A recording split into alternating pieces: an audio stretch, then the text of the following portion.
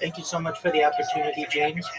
I have a question. My name is Rabbi Rothschild, and in 2018, The Economist magazine stated that data had overtaken petroleum as Earth's number one resource. Do you agree?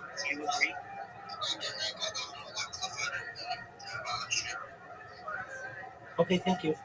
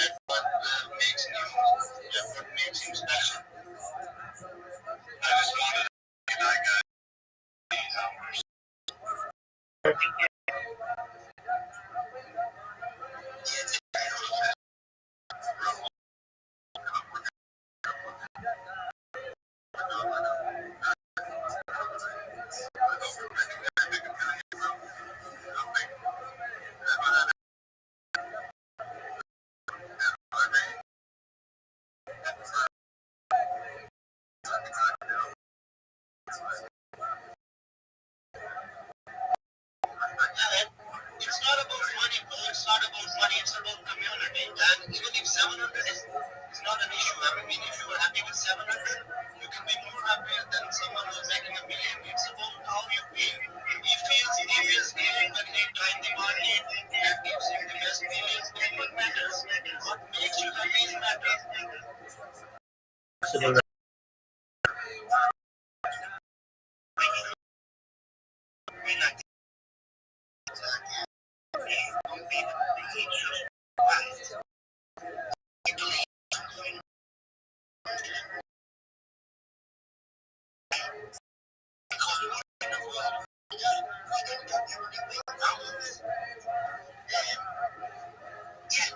That's what life. So right now, I'm sure I could be if I'm around the world, I just cannot see it. Sure.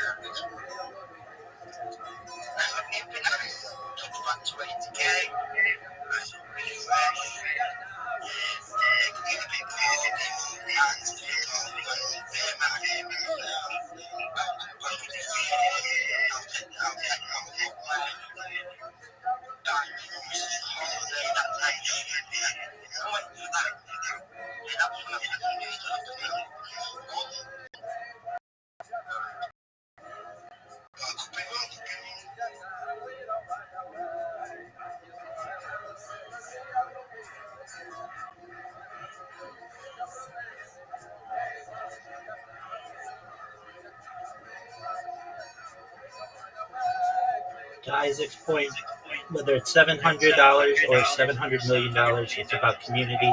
You keep grinding, you keep networking, and just like you said, you have personal happiness. Nobody can take that away from you. And soon enough, with the right investments, you'll be able to take those holidays and be able to retire early, God willing.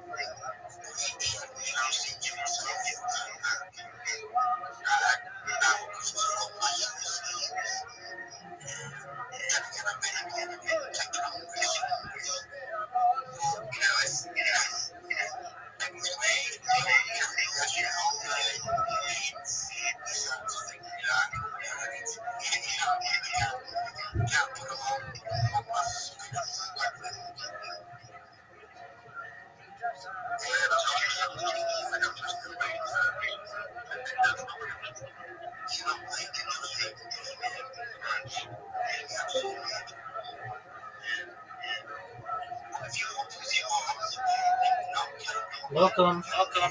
How are you, Sri?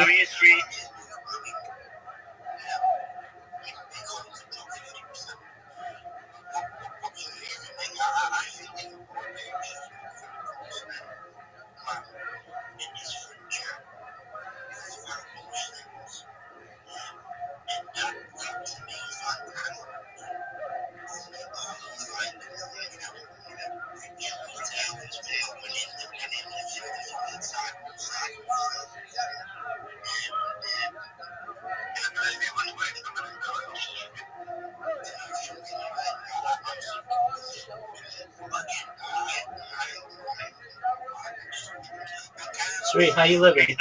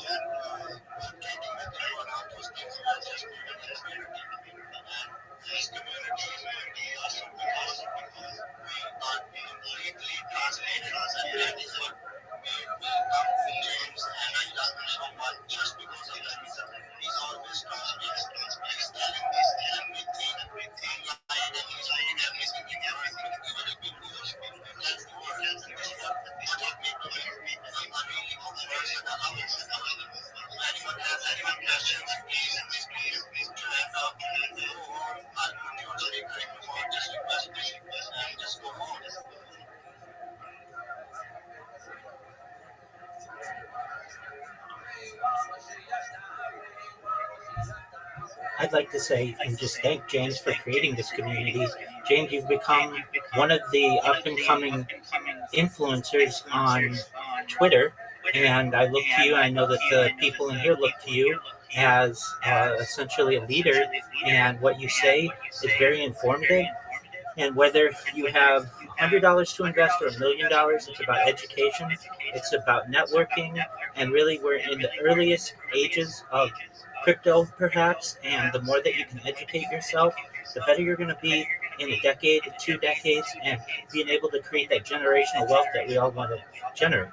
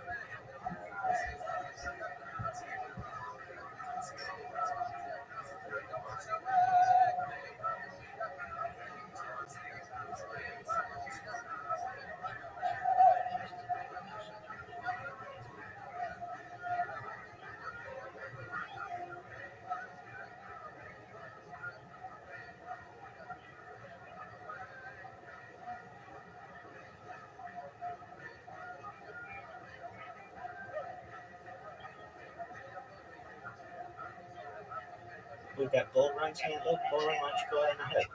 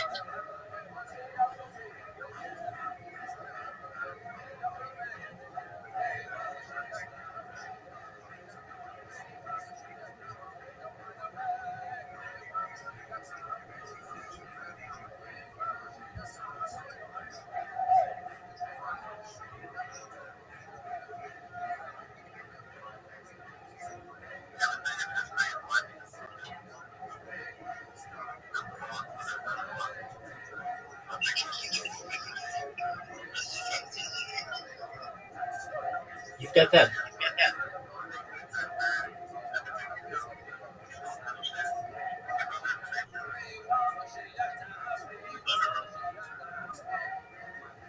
And you're a grinder 24/7, 365, just about any time you want. If you're out there in the community and you want to listen to Alpha, James has it going on. Even when James is asleep, he's got amazing co-hosts who are bringing people up, allow people to share their takes on things. And um, also, just like Isaac said, James is real. He's not out here buying bots to get his space to be number one. This is all organic, and I just have a lot of respect for that.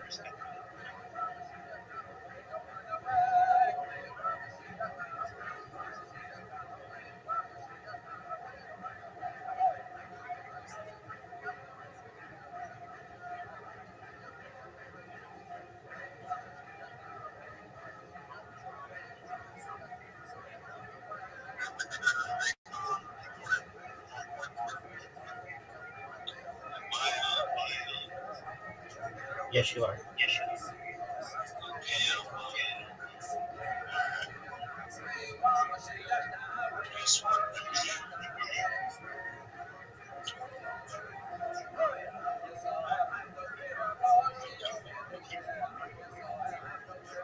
I believe Isaac had the question on Alcorn Gordon. Is that correct, Isaac?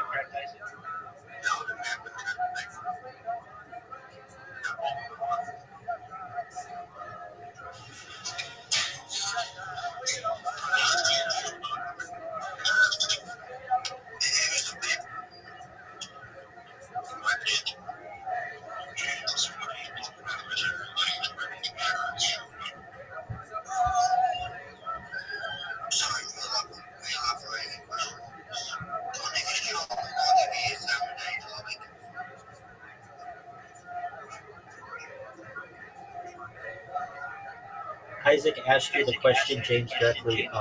What are your thoughts on the altcoin Gordon, if you're familiar with it?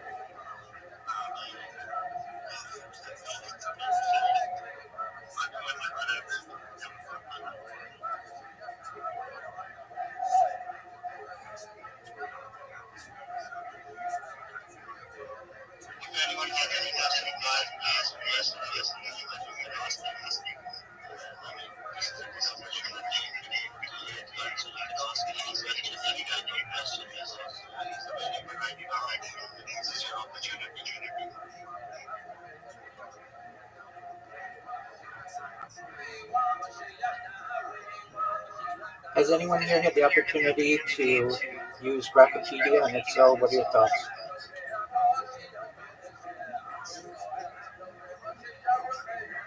It's just a new version. I just used it yesterday and I thought, okay, with Wikipedia, but it's too early, but certainly in the right direction. I mean, anything Elon is doing is doing for the good. So it's all good. But it's still the first version, so a lot of mistakes and a lot of issues there. But soon everything will be okay. I'm in agreement with you. I'm very pleased to see that there's a competitor to Wikipedia. I think the competition will make both platforms stronger, and just really impressed thus far with the amount of articles that there are, the clarity of them, and just like Zorak said, I think it's going to improve. Just give it some time. It's still early. Wikipedia is just like a Livepedia. I mean, they don't even update their old pages these days. You know, they are just like everything is there, leave it. But since we have a competition, so you will see even Wikipedia doing something in response and things getting better in this way. Couldn't agree more.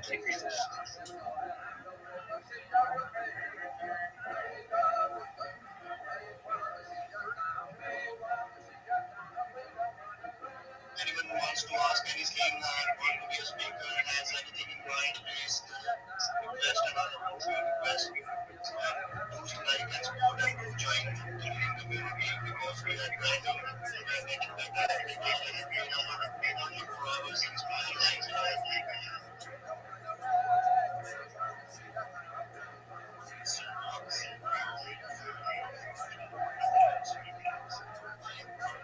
Fortunately, Pakistan is doing okay.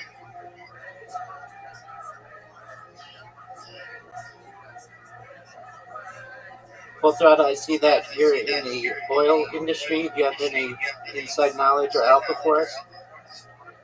Yeah, right now, if you are talking about Brent and all those, I mean, if you are trading in that space, right now, it might look a little overbought, and since there are concerns regarding the supply side increase, you can expect a drop. But overall, with the sanctions and all those things, that's just noise. Don't just look into it. I mean, valuing Russia down to is just a noise because they were already not very open to having supply. But the thing is, right now they are going to increase from around Saudi Arabia. Those increases will lead to a price drop. This might not, it's not a huge thing, but that's how I see markets right now. I don't think we have much respect the web banning industry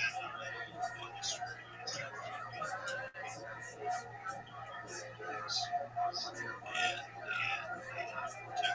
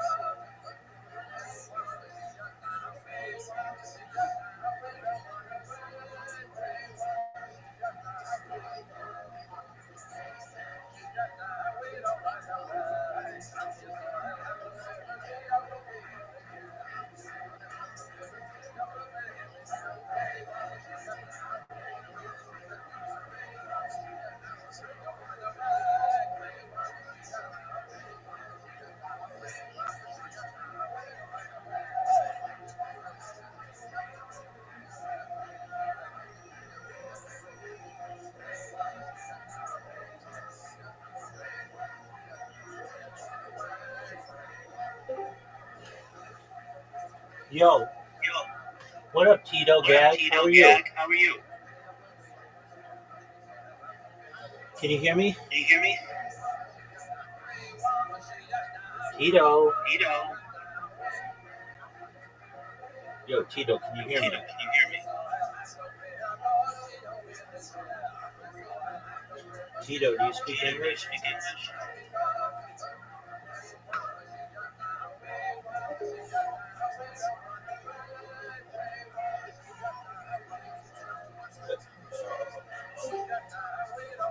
Yo, what up, Tito Gag? What up, Tito Gag? How are you? How are you? How are you? How are you? Can you hear me? Can you hear me?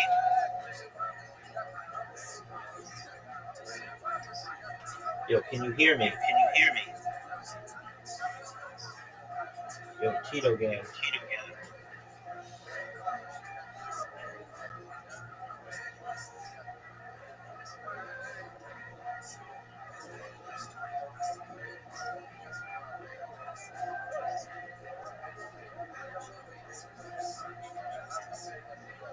Tito, you speaking Tito, English? you speak English?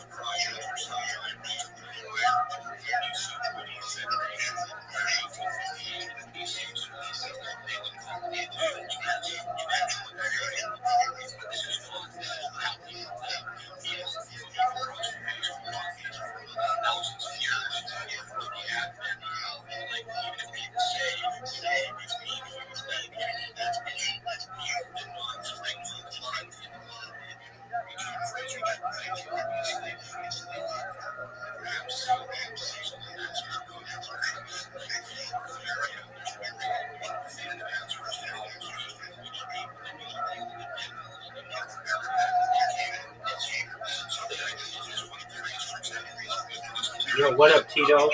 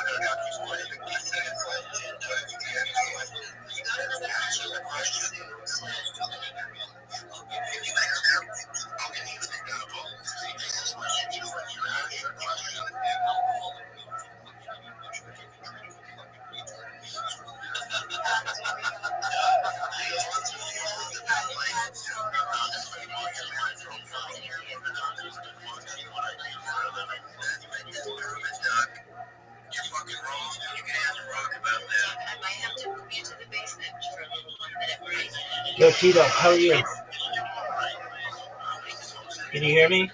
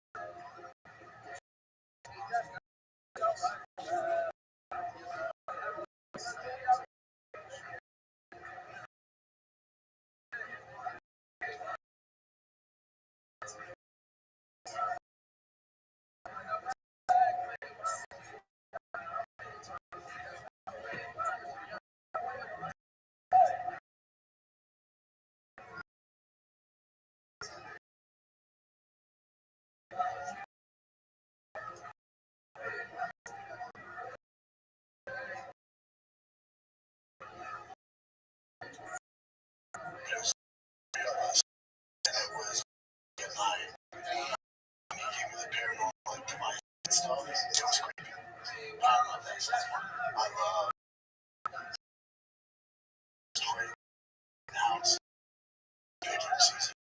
So 2 days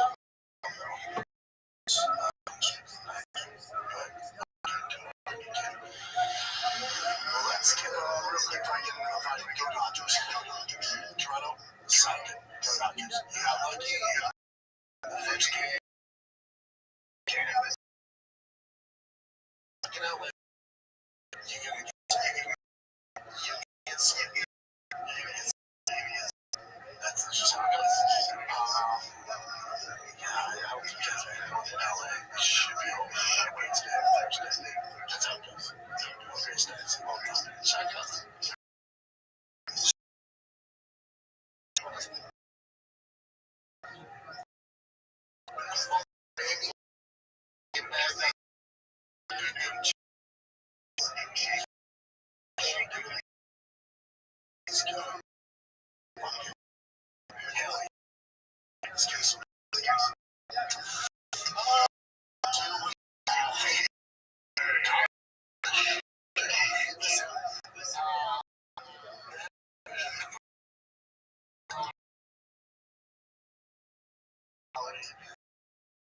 It's not his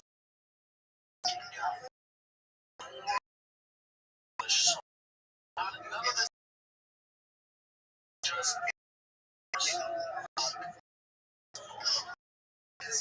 worse.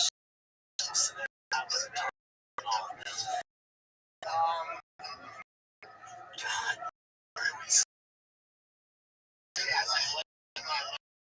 something to bring into today I'm biting Tom Asphalt's flat British ass. Listen, it's not Tom's fault. What is his fault? Is the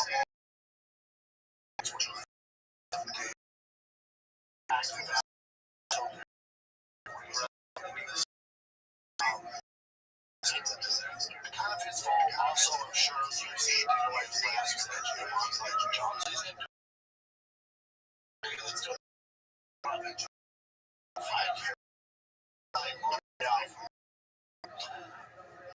What you guys get pressures on?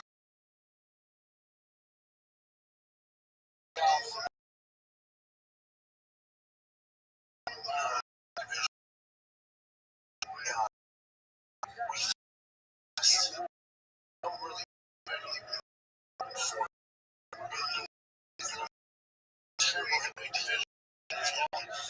so a lot of question. If I John Jones, the guy who is Tom King. So all the pressure's on Tom. You have this long layoff. Ring rust is a real thing. And you find a guy who is there's because the narrative is John dumped you. You wasted 453 days of your life, and John dumped you. And the guy that John bought, the pressure on John because it wasn't the pressure on passive that John did.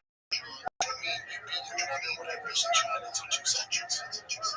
That was not the case. So already that's like, oh shit. If you're a Tom Asphalte fan, you're going, oh fuck.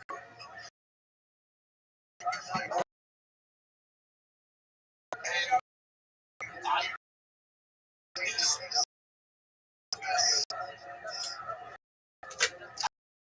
I don't want to say tons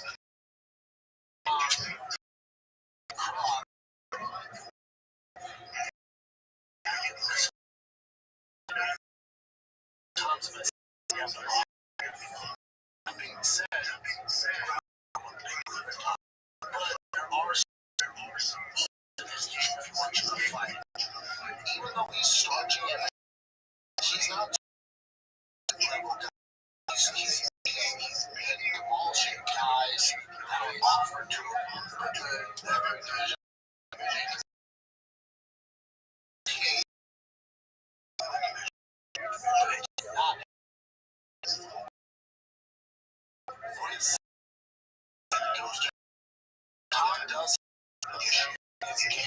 at a certain level, it will get exposed. So if you bring up Tom's record, my issue is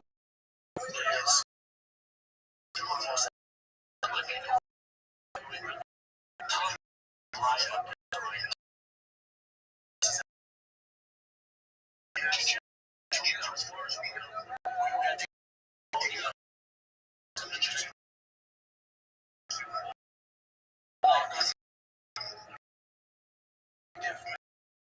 it's just different.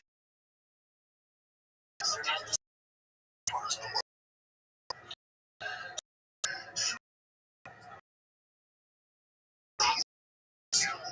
Now talk about that artist started saying it looks like after Joshua Canelo, he's doing it because he has faster hands. Because you get labeled a knockout artist in their class, when you get labeled artist in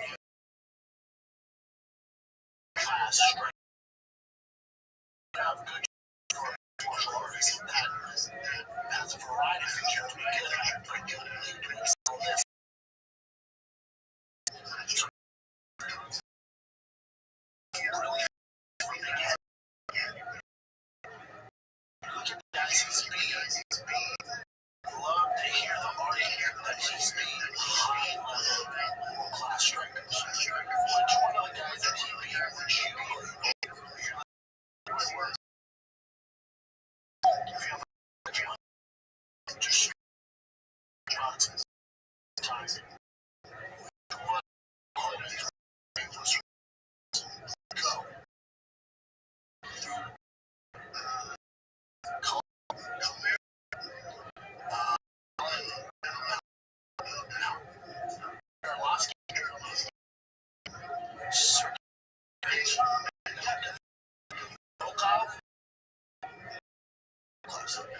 Display Argents, Pavlovich,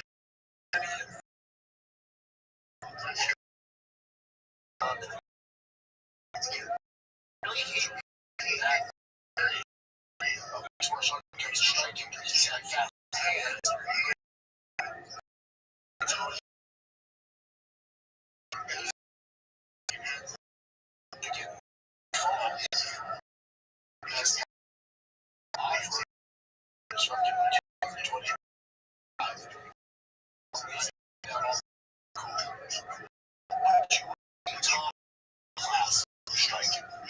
He has the best offer right now. And so now he faces Cyril God, who's the closest division world class.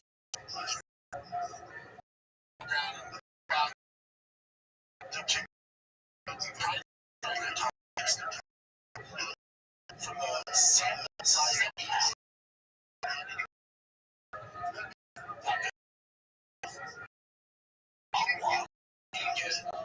Completely outshine. He's getting pieced up.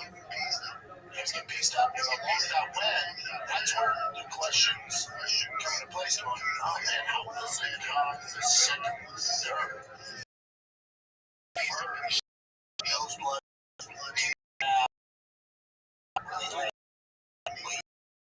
this one, which is obviously one-on-one.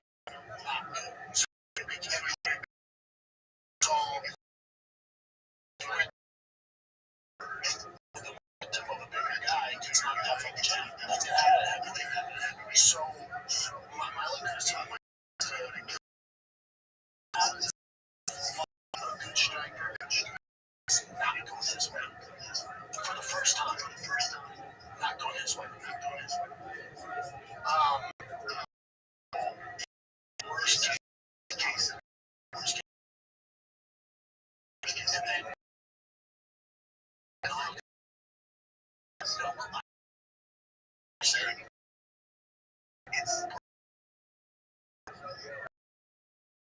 then coach can find the ground rules as it's just not what they do. So again, from Tom, I've heard the war stories with the training all the time. But when it comes to actual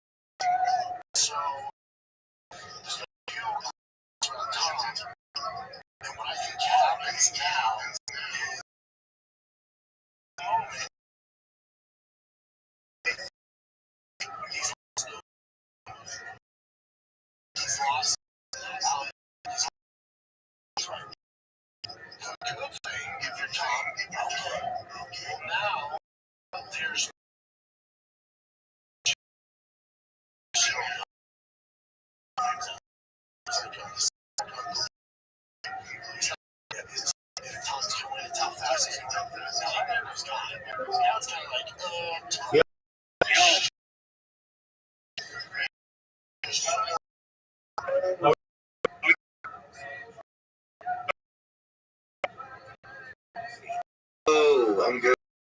Kick in, take a name. How'd you find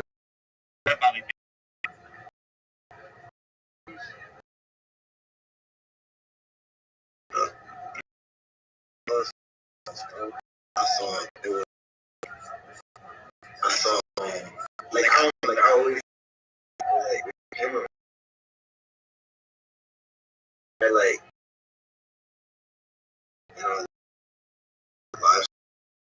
So I found out about socialized surfing. Absolutely. Okay, great. If you would, in the upper left-hand corner of the server, I've got a red circle that says 24/7 YouTube streams, and you can see I'm live on 22 different YouTube streams simultaneously. It's the biggest event you've ever seen on YouTube. That's crazy, bro.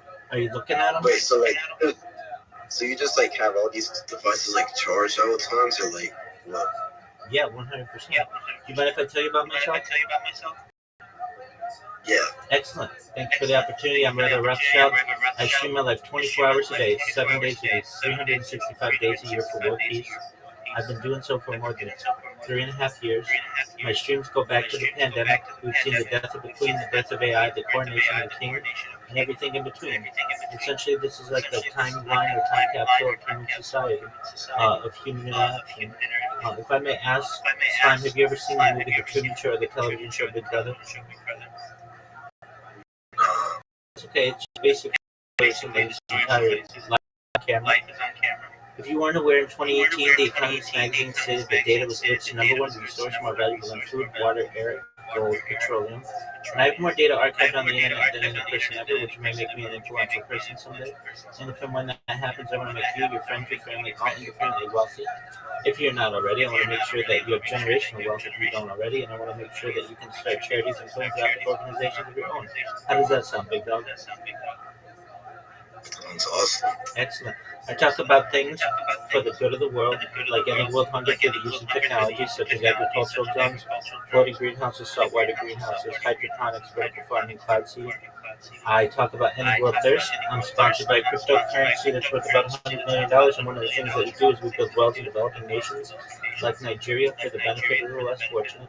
I'm an advocate for the Lifestyle program, and most importantly, desalination technology, where we pump Earth seawater onto land to make it drinkable. How did those things sound to you? Sounds great. Excellent. I'm a futurist. I'm someone who likes to study the future, talk about the future, things like anti-gravity, antimatter, faster than light, travel faster than light, communication, things like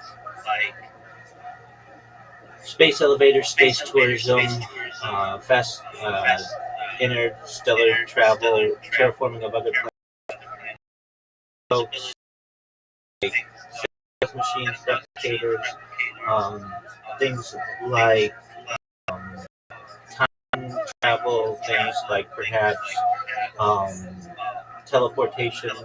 I like to talk about de-extinction. If you weren't aware, and many people aren't aware, that the first successful de-extinction took place in the year 2003 with the Pyrenean ibex, which was a goat located in northern Spain, southern France.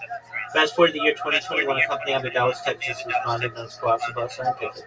They've made it their goal that within the next 3 years, or by the year 2028, to reintroduce the woolly mammoths into the Arctic Circle, utilizing Asian elephant surrogates. I just think this is a mind-blowing goal, and I'm excited to be able to record it. Additionally, following the reintroduction of the woolly mammoth, they want to reintroduce the Tasmanian tiger, followed by the dodo bird, which I think will be really exciting. I'll talk about other things that may affect you, slime, your friends and family in the future. When you were born, slime, the average life expectancy for you or someone like you is probably about 80 years old. I want to increase that with your consent, if you want, through the use of technology such as oxygen therapy, human growth hormone, stem cells, cryonics, cryogenics, things like nootropics, cold shock therapy, red light therapy, testosterone replacement therapy, ambrosia therapy, to eventually get you to be 120 years old.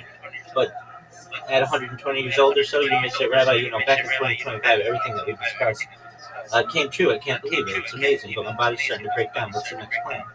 Again, this is with your consent. If you want, you may be able to take advantage of a type of technology known as mind-uploading technology, where, with your consent, we scan your brain into a computer like a CAT scanner and MRI, knowing where every atom is in your central nervous system and your peripheral nervous system for later download as an android, an avatar, a cyborg, a cybernetic being, a clone of yourself, a robot, an ethereal being, whatever you want to be, slime.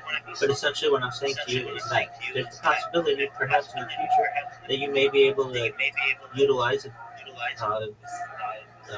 these types of technology in order to experience perhaps a digital immortality.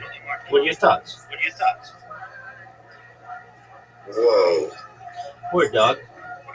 Pretty wild, huh? Whoa. I just gonna cross some things. Oh, absolutely. Trust me, I overwhelm everybody, but I do it with good intention. I want people to know that these types of technology are not science fiction necessarily, they're science fact. And they will be available to you within the next generation or two. You're the last true version of what we would consider a Homo sapien, and we're moving into transhumanism. And people aren't really talking about it, and I feel it's an important topic, and I've dedicated my life to these discussions, but also to archiving human events, human history. We've seen the death of a queen, the birth of AI, the coronation of a king, and everything in between. We've seen assassination attempts, been in earthquakes, every aspect of human life over the course of the last 4 years since the pandemic has been archived. I talk about things like artificial narrow intelligence, artificial general intelligence, artificial superintelligence.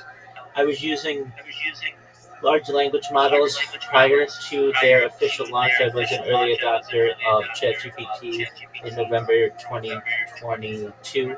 I was using it the day that it was launched, November 30th, 2022, and I've been able to capture the events of the world since large language models have been essentially injected into our society, and I've been able to see the changes, the many changes of AI essentially, and what it's done for our society.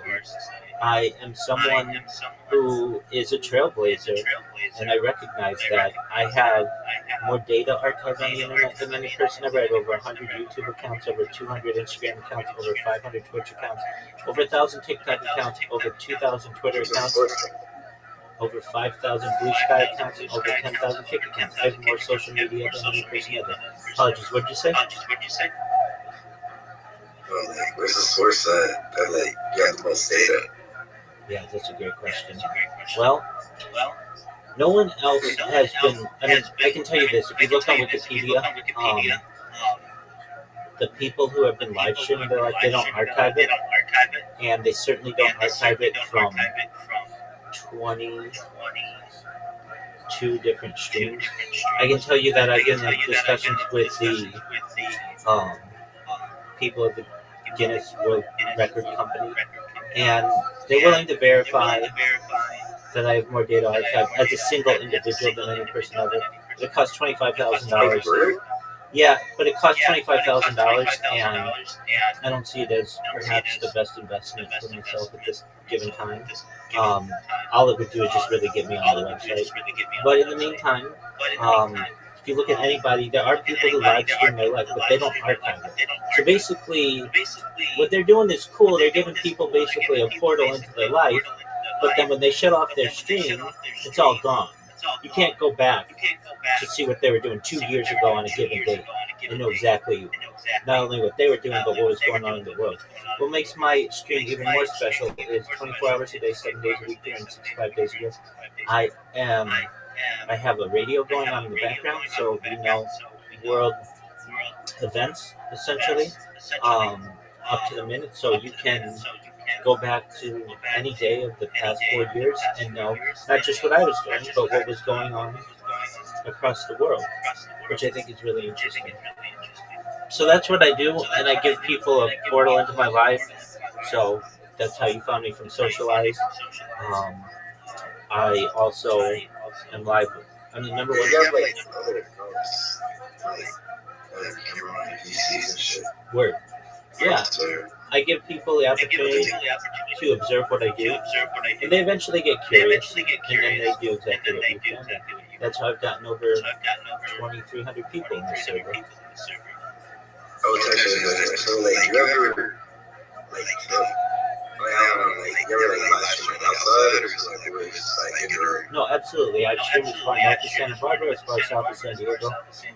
As far west as the Pacific Ocean, as far east as the desert and mountains. I've streamed in Beverly Hills, downtown Los Angeles, Disneyland, really everywhere in Southern California. I've had fans drive 8 hours in from areas of California to come visit me. We've had picnics in the park. We have people, have been able to meet me and see that I'm a real living individual, and just do everything I can to be as open and honest to the world as possible. So yeah, I do IRL streaming. Um, IRL streaming for what I've been doing most recently. Uh, when I'm doing IRL streaming, I'm not able to pay attention to the stream so much because I'm interacting with the world around me, and also I can't take 22 different streams with me simultaneously. So when I do that, I usually just do it on like Instagram.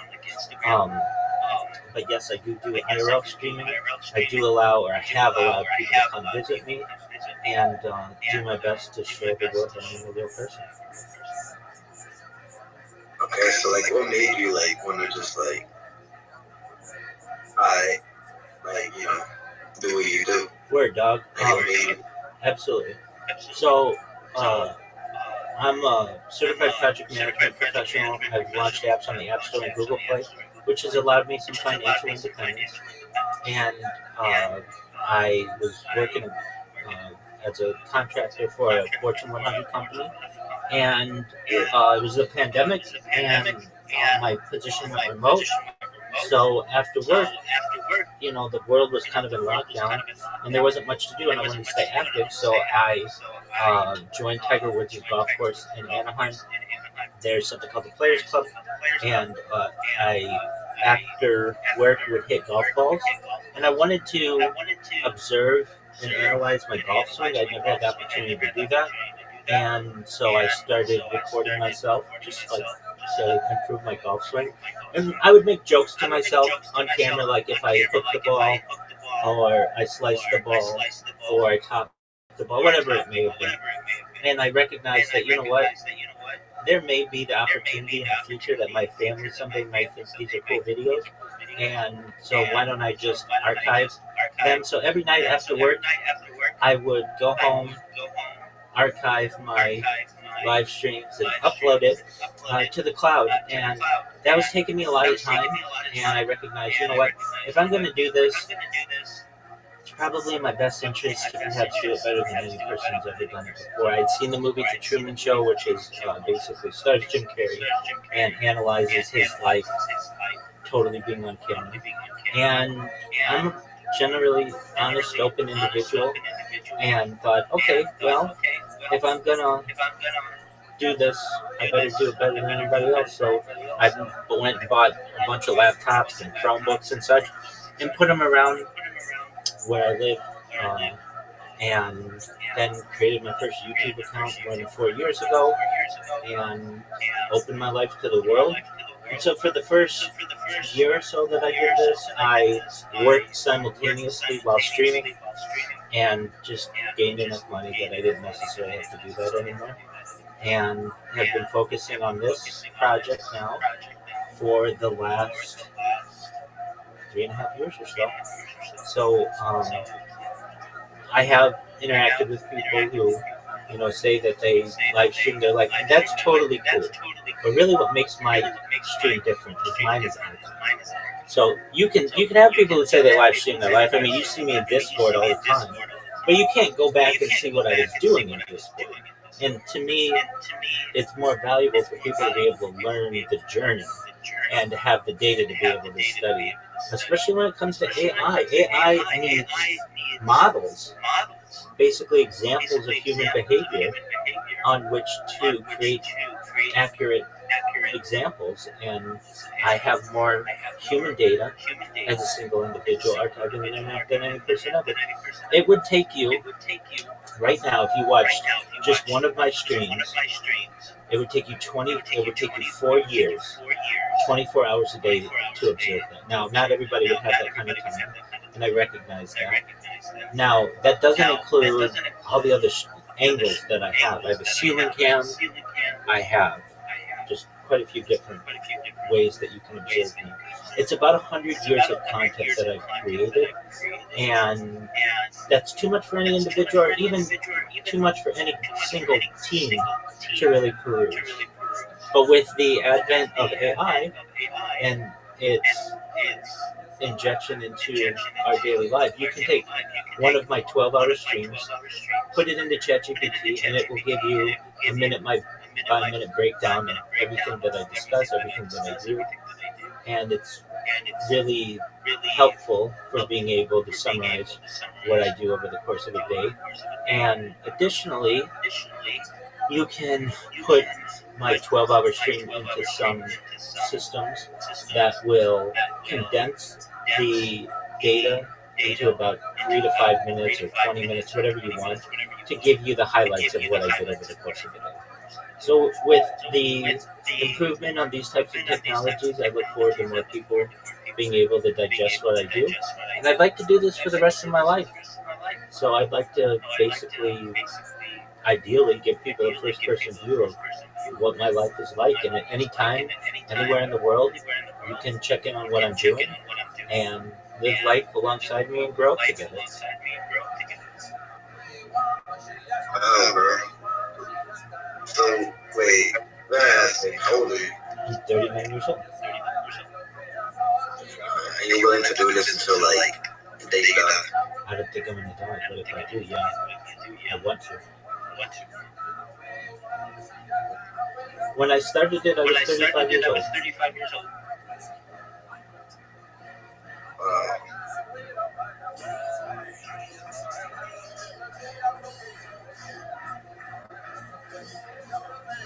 I think there may be the opportunity, perhaps in the future, that not only will I be the richest person on earth, but the most famous person.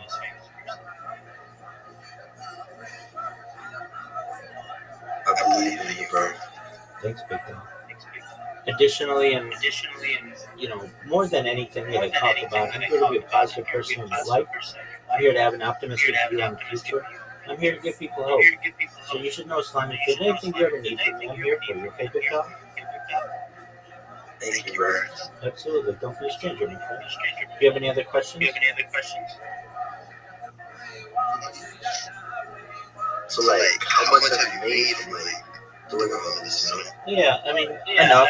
I make enough for my monetized accounts. It's enough revenue. I have 49,000 followers on Twitch and another 10,000 or so on Instagram. And, across all platforms or so, tens of thousands of more people. And I have... I make money with every stream that I do. Not a huge amount because my streams are so long, but it's enough that it's allowed me some financial independence.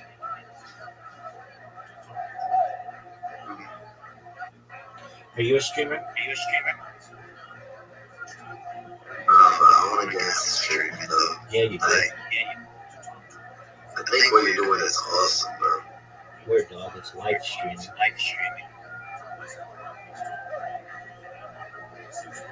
But All right, so you want to be a streamer? What's stopping you? Do you have a YouTube account? I do. Okay. I just have like a webcam or something like that. That's all you need. So you have a webcam. No, I don't. You don't have a camera on your computer? I mean, like I do, but it's not like good. Dude, you don't. It doesn't need to be good. You should know in the future, any video that's taken will be able to be enhanced to 8K, which is better than the human eye can interpret. So you don't have to worry about the quality. You just need the content. And I understand. You're like, look, I don't want people to come to my stream and be like, dude, your quality is dog shit. I get that. 100%. But if people are so interested in you, then you say, all right, well, I've got a wish list. Feel free to buy me the cameras that I need. If you like what I'm doing, everybody's got to start somewhere. That's true. Right. And even if you have the best webcam in the world, it doesn't necessarily help you depending on the platform. I mean, like, for instance, in Discord, if like I have 4K cameras, but you won't see me in 4K because Discord limits the quality until your servers are at certain boost levels, and so like, you can't get like 1080p in like 4K. Yeah, I don't think you can even get 4K, but like basically the platform is going to limit you, and in some ways YouTube can limit you. So even if you get the best camera, you get an 8K camera, that doesn't mean that's what people are going to be able to interpret. But I get it. You have to, if you're going to do this, you've got to have thick skin. I mean, do you know how much I get made fun of every single day by people of all ages for whatever reason? And then they come in here and they meet me and they're like, oh, you're really cool. I just thought you were just sitting there. It's like, yeah, no, I understand. I would too. But I'm currently like programming robots and doing my best to talk about world peace. Those are really laudable passions. And, you know, when people get the opportunity to see what I do, they think it's really cool. But if you don't take any time to come, you know, see what I do, then it's just like, oh, it's just some guy sitting on a bed. And I totally get that. But that's exactly what the other people are doing too. They're just chilling in their room. I just have mine available to the world to be able to watch me. But if you look at 95% of people on Discord, they are sitting on their beds or in a chair or on a couch just chilling. They're not, you know, doing backflips or anything else. So it's basically, you know, it's a reflection of themselves. People are like, hey, I sit and I watch you and all you're doing is sitting. It's like, well, that's what you're doing too. Exactly. It's just how I like to be comfortable. But you know, do I like to, you know, do IRL streams? Absolutely. But I don't take, I mean, I have taken Discord out there, but it's like, I'm live on 5 different Discords. What are the odds I'm going to choose your Discord to be able to see me? And then you get into issues with lighting, you get into issues with your devices overheating, you get into issues when it comes to protecting the devices, you get into issues with glare, you get into issues where you run out of power. Power's a huge issue. And then the biggest issue of them all is connectivity. So it's much easier. Like, that situation, if your power goes up, but like has went off. Yeah. Well, so fortunately, I have solar. Then I've got battery backups, which is good. And then, but even still, like at times we've had to have like the internet worked on and stuff. So I have GoPros. So I have a bunch of GoPros, and I just turn GoPros on and archive it and then upload it when I need to. Throughout this, when I first started, I started with GoPros, so I did not start just jumping into live streaming. I had to get comfortable on camera, and so I had like basically like 3 months of my life just on GoPro, 24 hours essentially. I've got like terabytes of data archived, And with that, it's kind of like the backlogs of my life when I was just starting out, and I was doing a lot of um, live, like everything I was doing was viral. So I've driven as fast on the stream as 118 miles an hour. That's as fast as my Accord would go on the freeway, and I've like you name it. At least in Southern California, I've been there on this stream, whether it's the Queen Mary or Crypto.com Arena. I went to a Rolling Stones concert on the stream. So that was cool. That was during the pandemic where you'd have to like show them your proof of vaccination and all that stuff. And I don't know if you know who the Rolling Stones are, but they're like a giant band. Yeah, exactly. So I streamed that whole concert, multiple streams. Basically, I've got like this huge archive of human life that I'm excited to share with the world. And those people out there who want to partake, they're certainly able to. And it's just a matter of time. I do this enough, and I'll go viral. If I do this for 50 years, somebody out there is going to think what I'm doing is cool enough. Like, hey, that's pretty baller that you have this much data on yourself, and I can go back to any company. 100%. It's about consistency. In a lot of ways, I'm like the most consistent person on earth because no matter what I'm doing, I know that I've got to keep these streams going. And it's been as consistent as possible over the course of the last 4 years. Now, I could just be. There are some streamers out there. I think there's some girl on Twitch who live streams her life, and she's been doing it for like 3.5 years, just short of what I've been doing. There's also a guy in Russia who's been doing it. But what they do is they start their stream and they just leave it going, but it doesn't archive. And to me, it's so heartbreaking. Now, I understand why they do it, because if you end the stream, you lose all of the viewers. And so you want to keep the viewers going. In my case, I don't really care about the viewers. To me, the data is what's important. So every 12 hours, no matter what happens, I will end all my streams and then just restart them.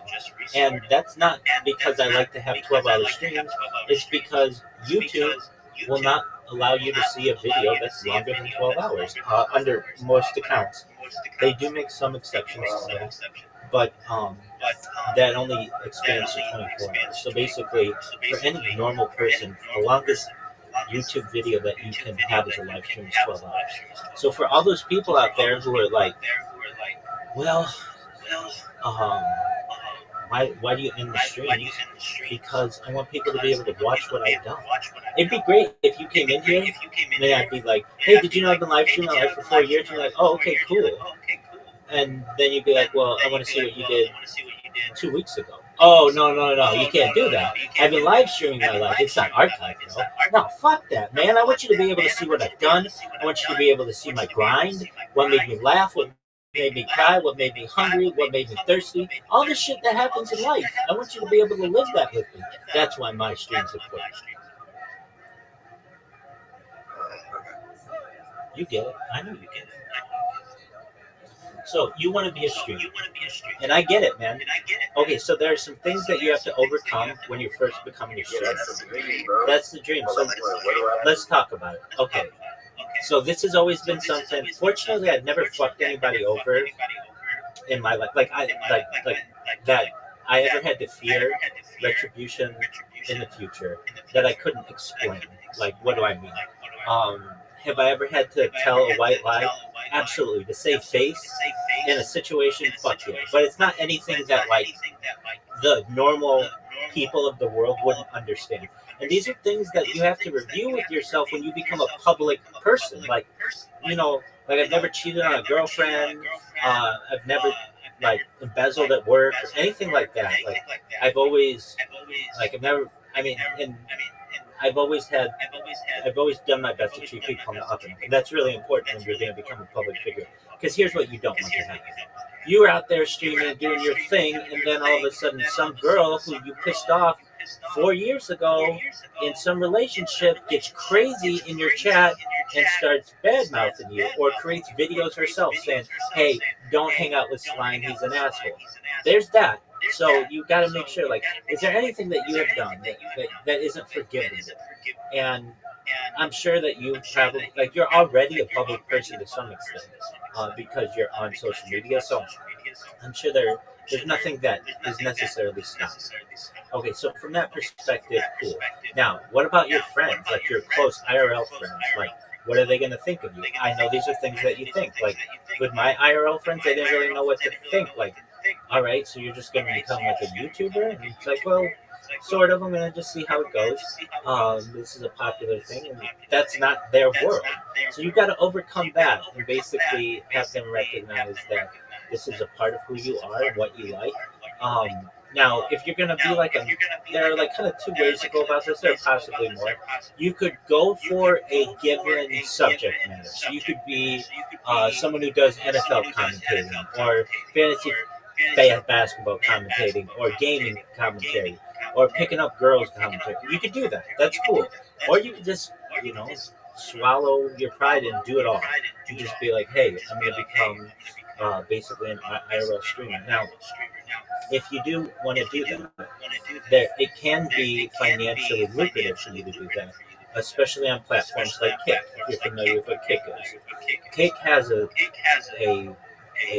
program. It's called a Kick Partner, and you get paid something like $14 an hour to stream, which you could be streaming yourself just looking at Reddit or Twitter or Instagram, and they're going to just straight up pay you for that while you're live streaming. And so that's what you're doing anyway. So why not just get paid for it? And you just have the camera on, and you pay attention to the chat a little bit.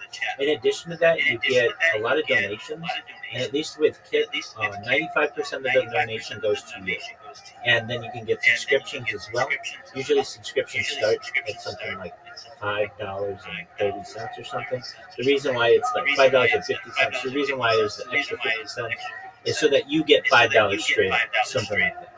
And it's an uphill climb. I mean, you're going to start with no one, and it's like, okay, well, let's say I create my account. What platform do I want to do? Do I want to do YouTube? Do I want to do Kick? Do I want to do Rumble? Do I want to do Twitch? Those are the big ones. There's also like some others, Trovo and D Live, some of, but the big ones are Kick, Rumble, YouTube, Twitch. Which one do I want to do? The answer is you want to do them all. And so you're like, okay, well, how much is this going to cost me? And everything that I do is essentially like free. Like I don't. There's a saying, if it's free, it's for me. In a lot of ways, I like platforms that don't charge you. So I understand if they're not charging me, then I'm the subject matter. I get that. But that's okay. So I like to use Rumble Studio. And the reason why I like to use Rumble Studio, I've been walking people how to do this. Well, I did it yesterday. I did it the day before. You connect your YouTube, your Twitch, your Kick into Rumble Studio, and that allows you to multi-stream. So you just go live on it's called Rumble Studio, and you're live on YouTube and Twitch and Rumble and Kick, all four at the same time. It has a unified chat. So that's what it's about. Like if somebody chats with you on Twitch, you don't want to be clicking through 50 different boxes to be able to see that somebody said something to you. That's inefficient. You want it all in a unified chat. You want to know if somebody subscribed to you. There are bots that you can use that you can install basically that will give you they will give you alerts and things like that. All that stuff is what you need. But the reason why I say I think it's best to go and multi-stream is you're already putting in the effort to stream. Why only get the audience from one platform when you can have it from four? Exactly. It's 4 times as much. You know, like I stream on YouTube every day, and because I have so many YouTube streams, you know, what I do is different. But one moment. Let's see who we have here. So we've got 4 times the amount of interactions that I can have. 4 times the amount of people who can bond with me and follow me and subscribe to me and donate to me. So it's much more efficient to do that. What I also find is beneficial as well is if I'm going to take the time to share my life with people, well then why not do it with cast the widest net possible, as they say. So you're casting your net the widest possible. Now, let's say people really start to like you on whatever platform. Occasionally, the platforms have their own rules.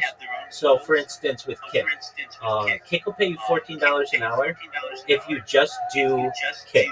However, if you want to do like 4 at once, then they cut it in half or so. But you're still going to make $7 an hour just on that, and then you can earn money from the other ones.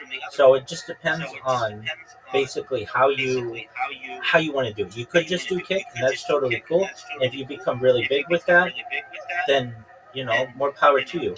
Or you can just basically spread yourself out and get more interaction, however you want to do it.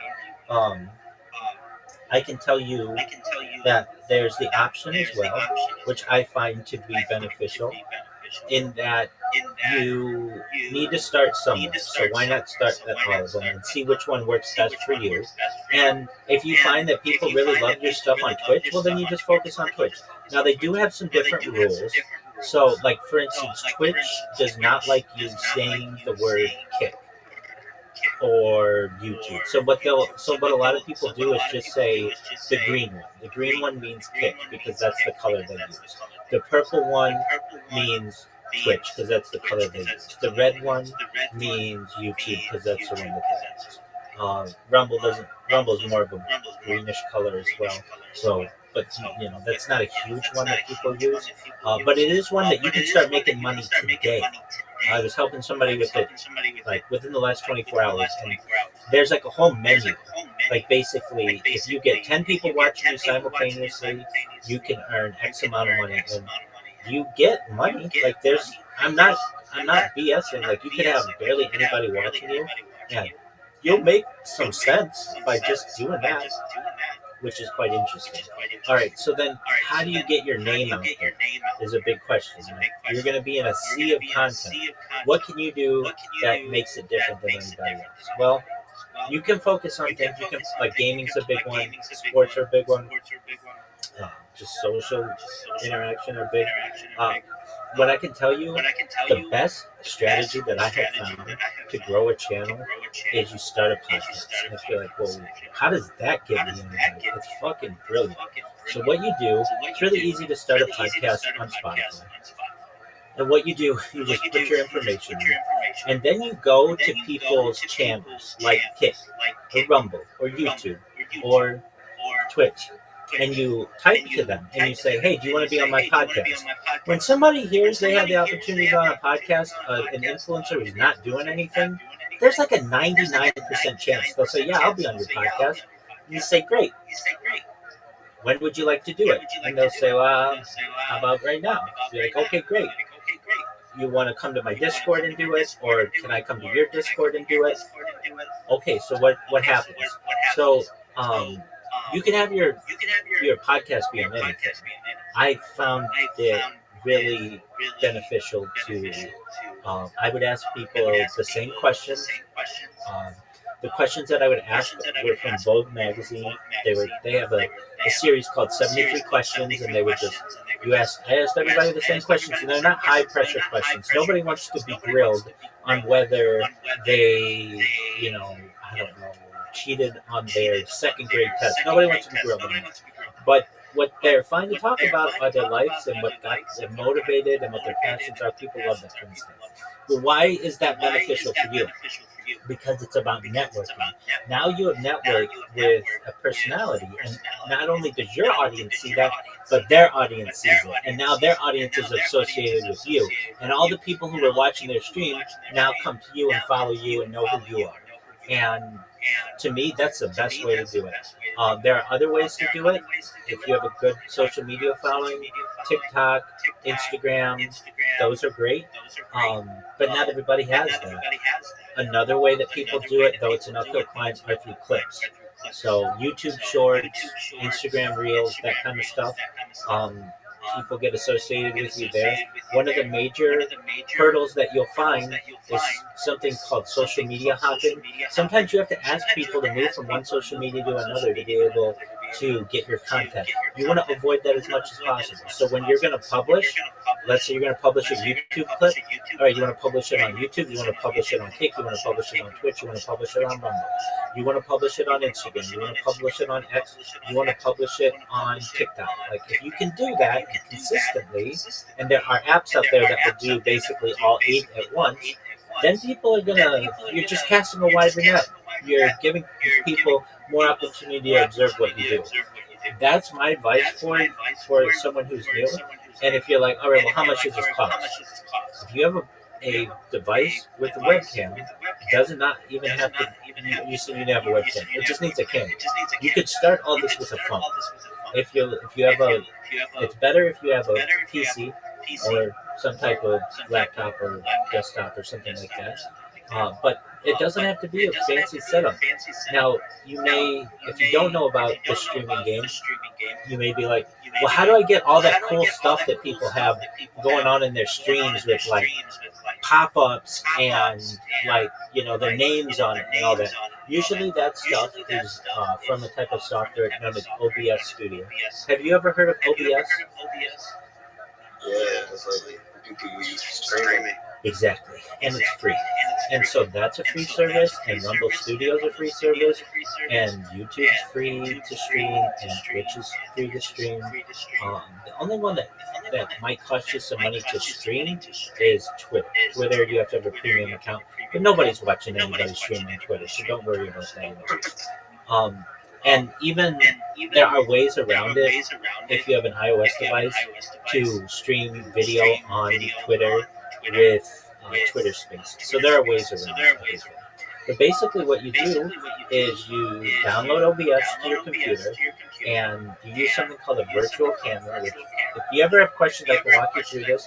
But basically what that's going to mean is that you're going to be able to make all the changes you want to your stream in OBS, and then the virtual camera basically allows all the other platforms, YouTube, Twitch,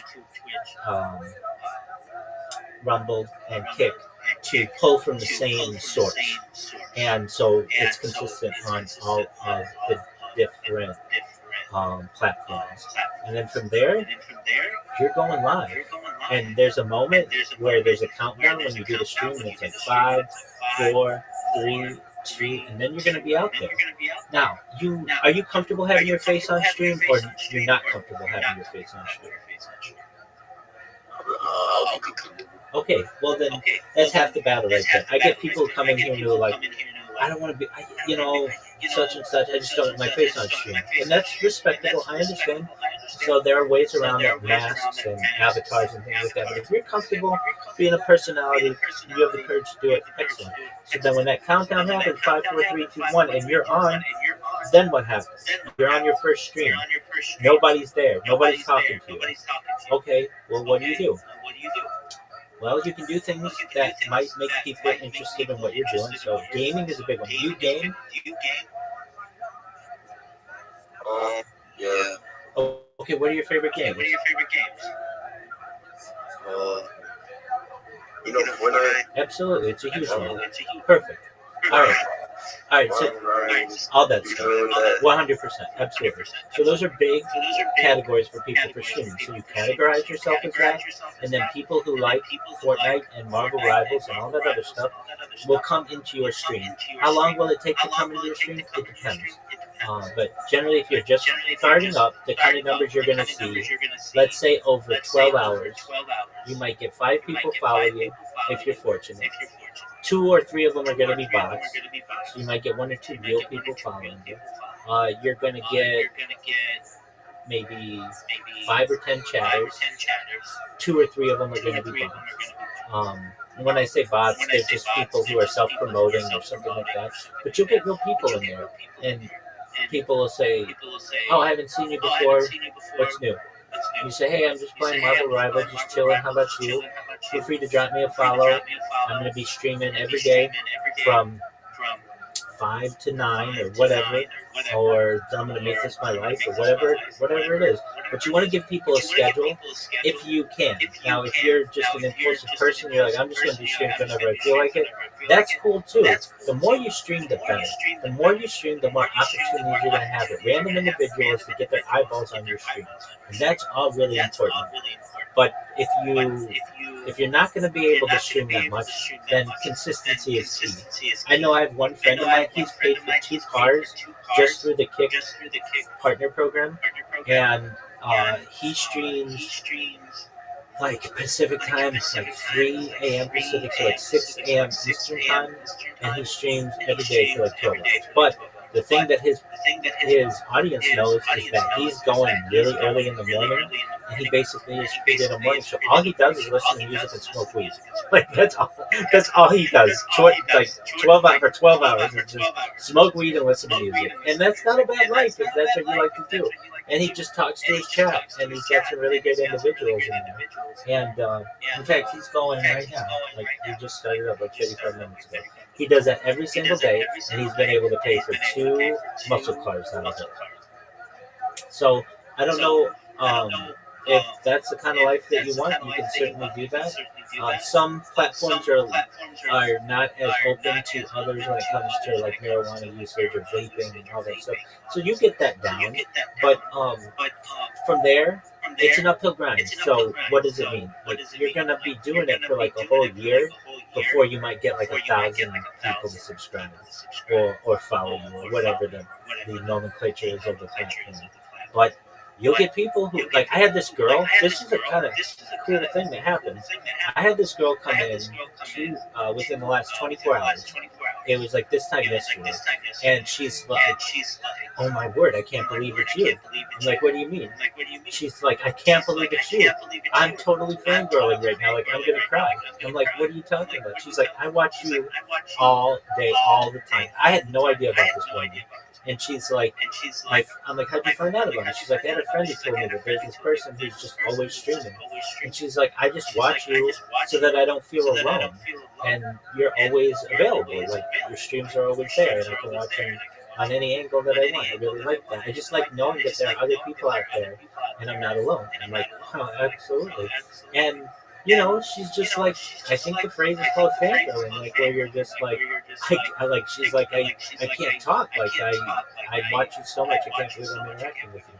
You're gonna get people like that who really like your stream. Like that's absolutely what it's about. You know, you want people to like you and what you do. Now, I can tell you, I have one regret. Everybody's got regrets. I don't care if anybody out there says I live my life no regrets. That's totally cool. But one thing I wish I would have done is use Discord more in my growth. I think if I had used Discord earlier, I would have been famous by now or viral by now. I do have 2,300 people in here, which is a lot. It's a lot in considering how difficult Discord is to get people to join. Like, you're just a random stranger, hey, join my Discord. There are different strategies I can teach you to basically be able to grow up pretty efficiently. But Discord's where it's at when you want to create a community. Telegram's pretty good too. The reason why Discord's where it's at is if somebody wants to be able to talk with you directly, they can't do it in YouTube.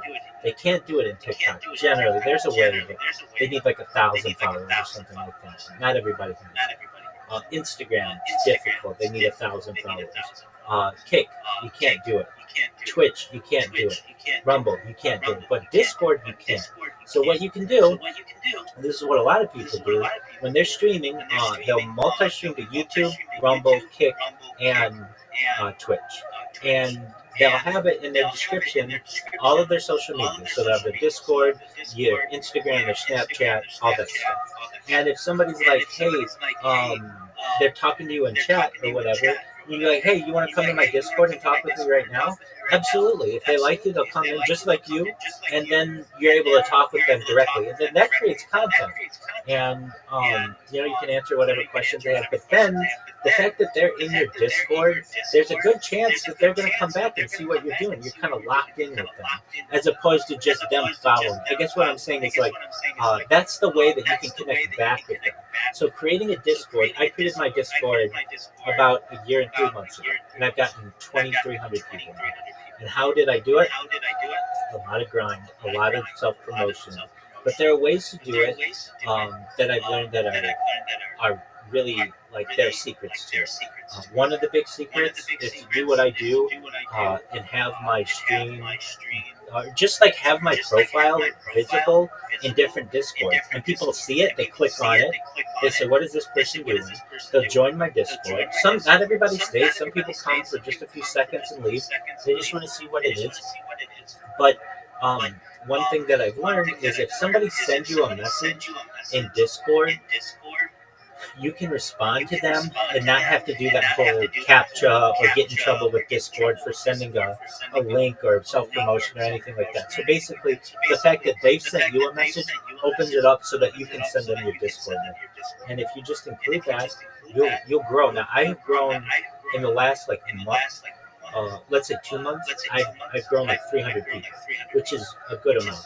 One of the ways that I've been able to do this, there's a giant, it's absolutely giant Discord server. It has 6 million people in it.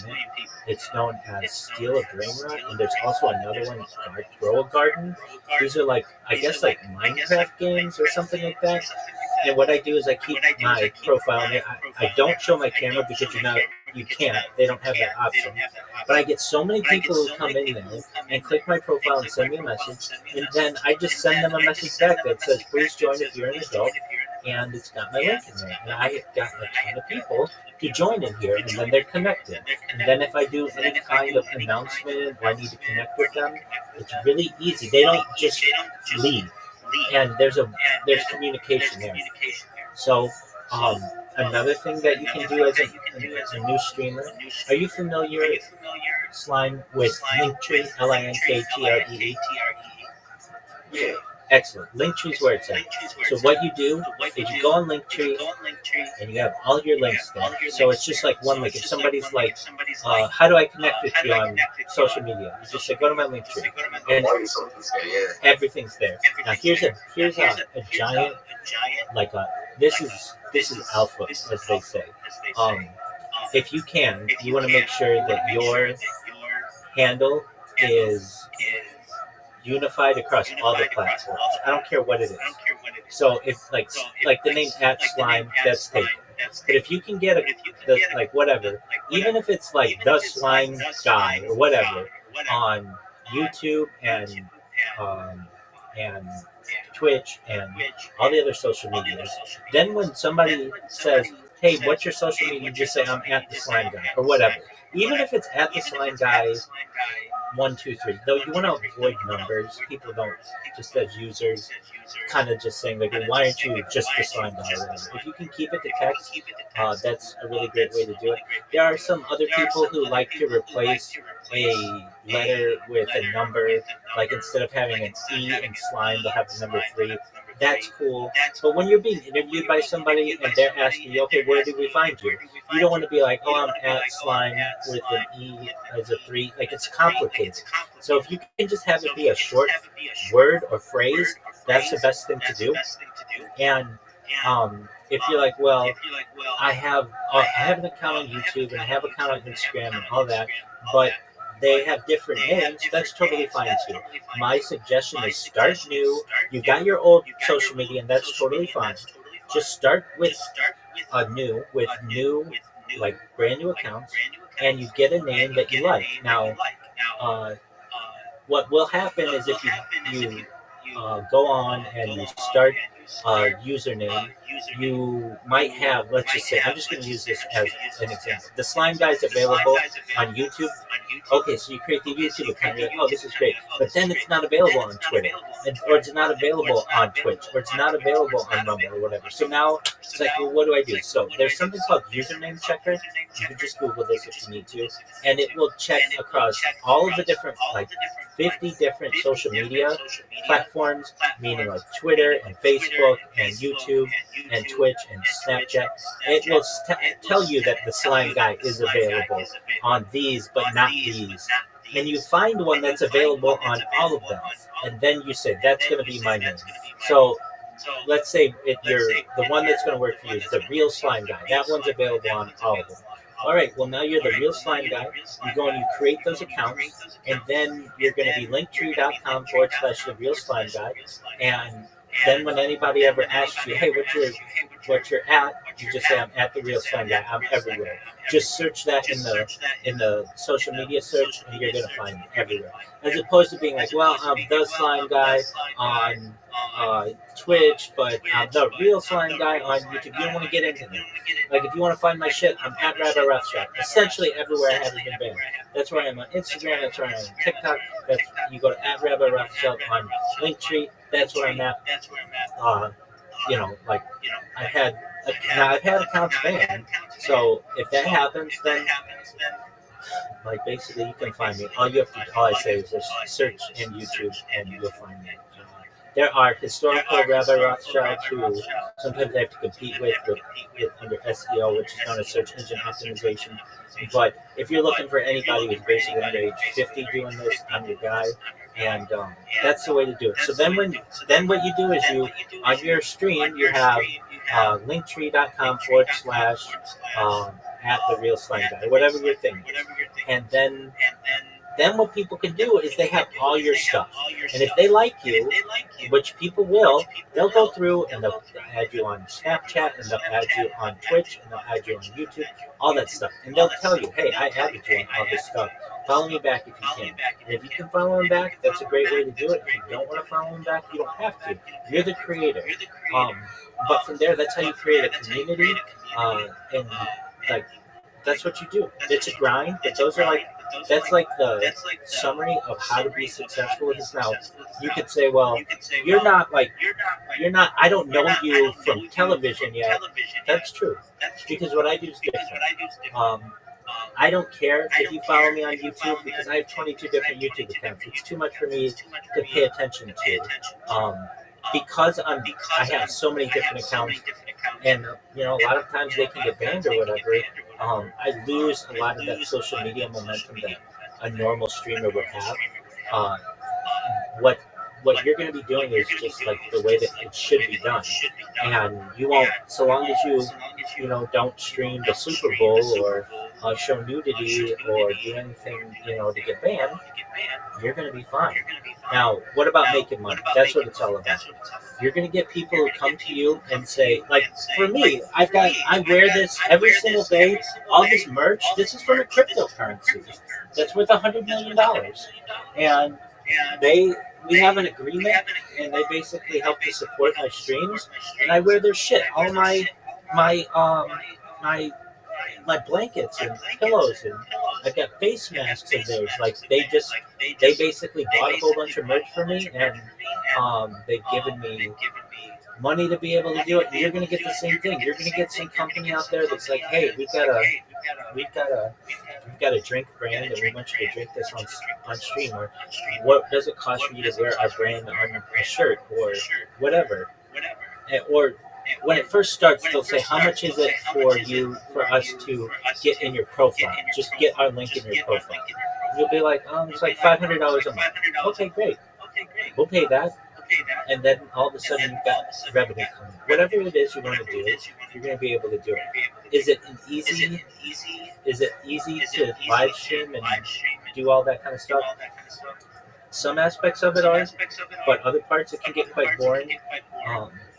So you do what makes you happy, you'll find your groove. But if you want to be a live streamer, that's how you do it. Thank you, bro. And will I ask are you about to be Rabbi Rothschild? Sure. Well, I'm a rabbi, which means teacher in Hebrew.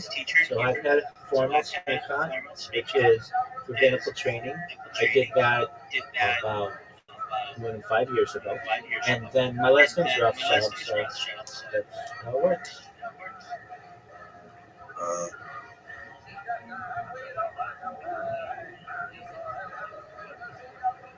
so like, how do I like build like an audience? Like, you know? Absolutely. I think a really great way to do it is to start a podcast. So, and the reason why is because you can basically steal other people's audiences immediately. So how does it work? So you're going to start the Real Slime podcast. Okay. What do you do? Look, I'm going to tell you the best way I did it is you just Google Vogue magazine 73 questions, and I'll read you these questions right now. I mean, it's basically like um, this is like in basketball. These would be like layups. Like these are easy. Uh, they're no pressure. What I would always say to people is um, these are you can pass at any um, you can pass. You don't have to answer these questions if you don't want. It also allows people, what I think is beneficial, you can view the questions in advance. So, like, the only reason why people don't want to do a podcast with you is they don't want to get into, like, hey, what's your worst breakup? Like, that kind of shit. Like, um, that can be embarrassing to them. But with these questions, it's like, what's your favorite food? You know, like that kind of shit. So just one moment. Let me. Okay, here we are. Um, here are the questions. What's your favorite time of day? What's your biggest weakness? What's your biggest strength? What's your biggest learning experience you've had? What's your idea of a perfect day? What's one vice that you wish you could give up? What's a cause that is important to you? What's the best compliment you've ever received? When are you most inspired? Sweet or savory? What song can you listen to on repeat? What makes you smile the most? What's one thing that people don't know about you? Heels, flats, or sneakers? Now, this is for like a women's, like, you know, a Vogue magazine. It's like a fashion magazine, but that's cool. I mean, like, so what do I ask instead of that? Like, what's your favorite kind of shoe? You know, you can change it up. Vintage or new? What are three things that you can't live without? Window or aisle seat? What's your current TV character obsession? Leather or lace? What's the most adventurous thing you've done in your life? Now, I've interviewed girls who, like, they know leather or lace. There are some guys though that they're like, leather or lace. I don't know, on a chick, they like whatever, and they just say it. Some people say both. You're allowed to do that. What's your favorite piece of clothing that you're on? What's a must-have clothing item everyone should own? And again, this is from a fashion magazine, but it's a very famous one. And the reason why I used it is because it's kind of like an elite taste that people have in fashion. What's your pet peeve? Diamonds or pearls? What's something you notice about someone when you first meet them? What's your biggest regret? What's heavily played on your music playlist right now? What's your favorite board game? What's your guilty pleasure? What book did you most recently finish? What are you currently reading?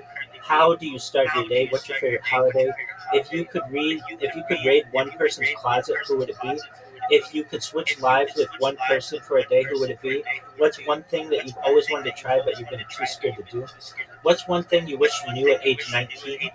Besides your phone or wallet, what's a couple of must-have items that you need when you go out? If you were not a business and if you were not a certain kind of coach, what would you be doing? If you were not doing what you do, what would you be doing? What's something you can't do? All right, we can go. Well, that's what it is. All right, are you done? Well, kids, if you ever want to know how to get in a live stream, that's what you do.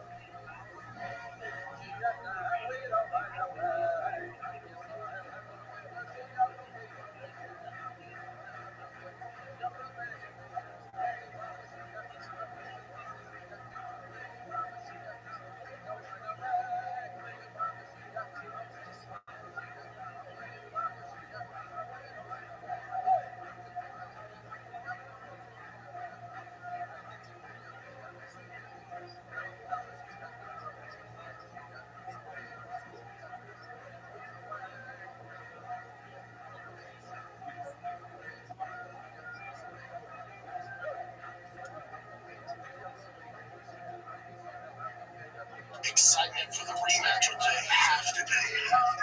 But what this does do is force the UFC's hand now into overshadowing what Tom's doing and what Sergio's doing. And that's going to force their hand to do Alex and John Jones. I would almost guarantee we get Alex and John Jones on Jordan. That's what happened. That's what happened for this season. Now, when I say it's not all bad news for Tom, and Tom will fight the winner of that. If he gets their score down, that's a big if in that. So, Tom will eventually get that big money fight that he's looking for, but it's not going to be as fast anymore. Now he's put on the back. And now John and Alex get Fredo, and they're going to be on the White House card. And Tom will probably face the winner of that. But this is where it's good for Tom, where this didn't go all his way, and there were some holes exposed in his game. Even if you're the biggest Tom Absalom fan, you're probably sitting today going, man, John fucking mollywopped Cyril Gane. That was a competitive. This ain't an easy fight for Tom now. John is a four-round conclusion. John's older, slower. I don't give a fuck. Tom is not going to dog walk John like we thought. Sure as fuck not taking him down. His striking's an issue now. Now I'm like, oh, definitely want to see that fight. That's the plus side of this. The downside is now you've given Cyril Gane momentum. Now they're almost around to study to see how Tom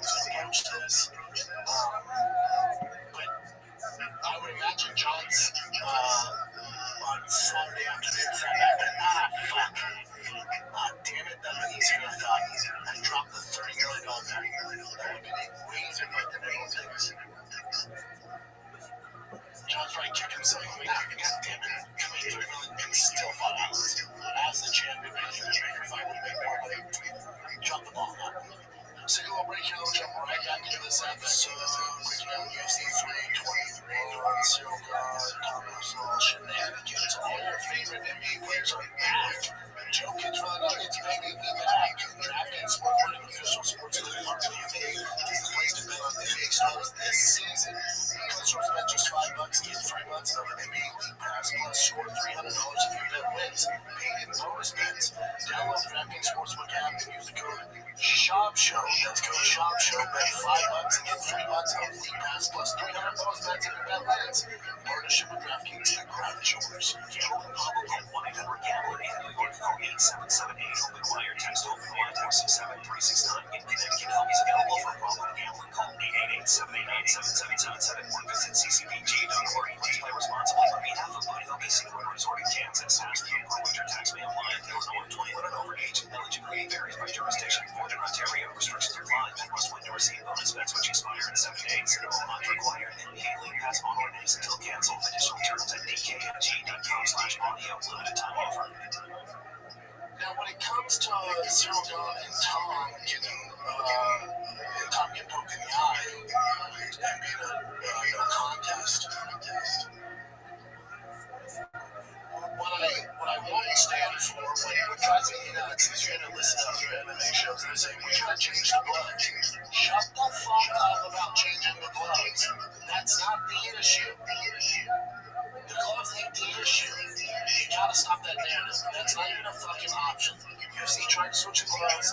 Knockouts went down. They're never doing it again. Shut the fuck up. They're not switching the gloves. That's not the answer to our problems. This is the only solution, and it's so obvious and so easy.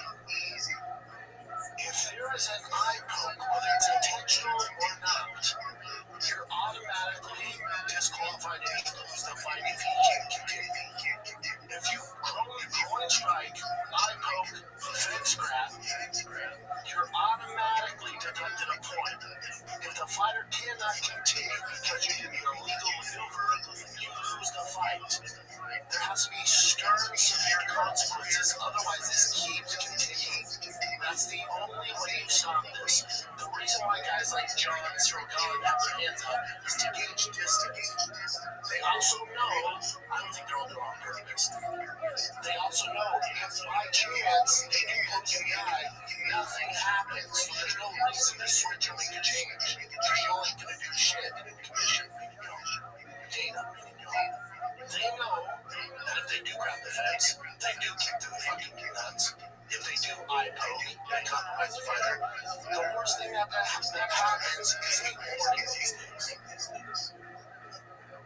So for Cyril God, it's no contest, accident eye poke. Not only do you poke the guy eye, what kind of motherfucker has it done? For this to be no contest, it's insane. This should be an automatic DQ loss for Cyril God. If you make it a severe consequence and you take half their pay away and he has no chance to get this belt now, I will guarantee you guys stop using their fingers to gauge distance and poke in the eye. But right now, it's a slap on the wrist. Guys like, why would I change? I don't give a fuck. What are they gonna do? Are they gonna warn me? And it's detrimental to the fight if you do poke the guy in the eye, if you do hit him in the groin, if you do grab the fence. Something like that. It's worth the risk. It's worth it.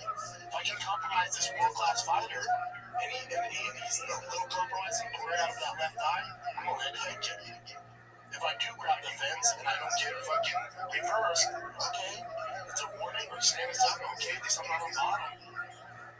But if you made it zero compromise, zero gray room, if you do any of those three, eye gouge, groin kick, or grab the fence, you're disqualified and you lose the fight. Boom.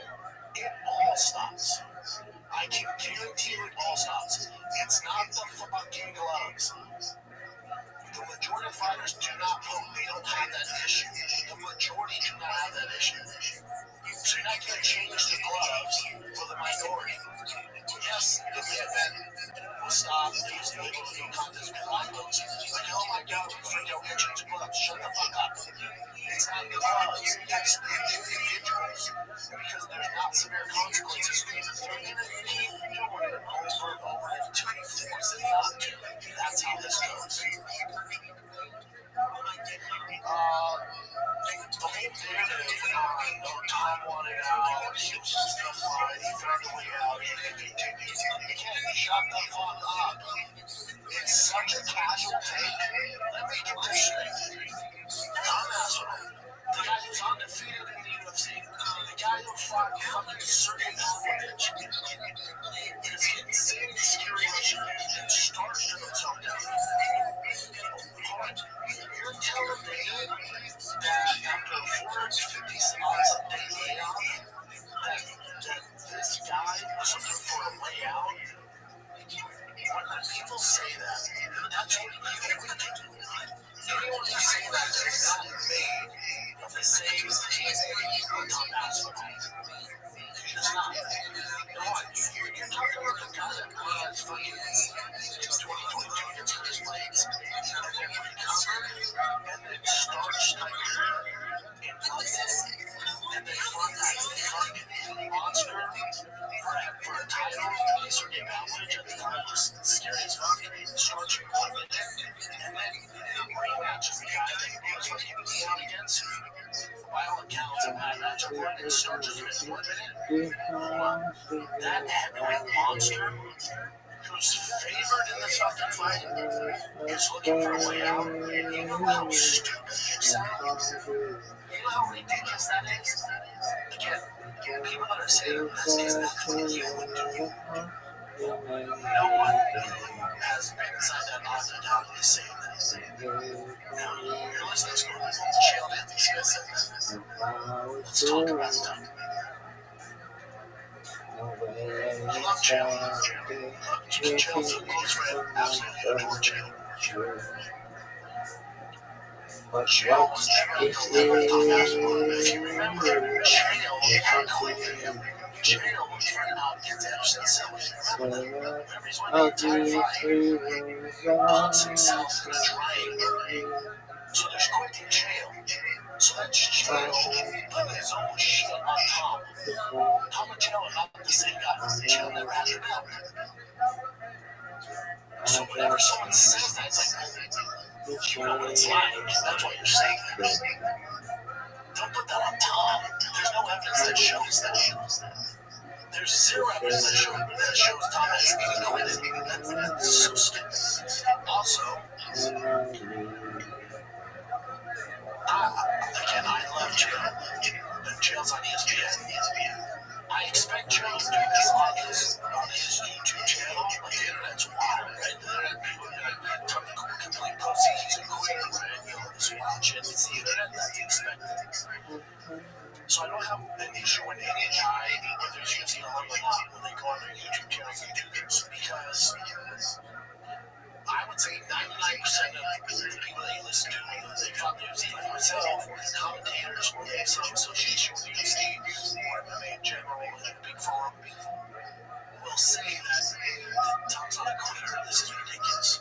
So it's not a hot take. So I'm not going to give you this standpoint. I'm not. But it's the truth. There's no quick problem. If I'm rage baiting, if I want a different take to get attraction, this is what you say. And on YouTube, on the internet, it's expected, and this is fine. Get your money, so get your back. I issue it as you do it on ESPN. That's when you get my attention. Because the casuals now will say, and they love Chael. Uncle Chael said he did. Uncle Chael said he was good. So now it just drives that narrative that Tom's not going to be a little shape. That's the issue I have.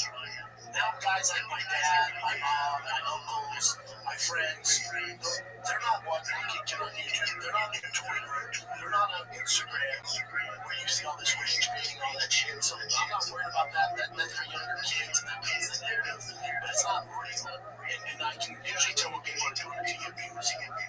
When you do it on ESPN, and then the casual is so bad because Chael is a trusted source. He's probably one of the best speaking heads of all time. Chael is phenomenal.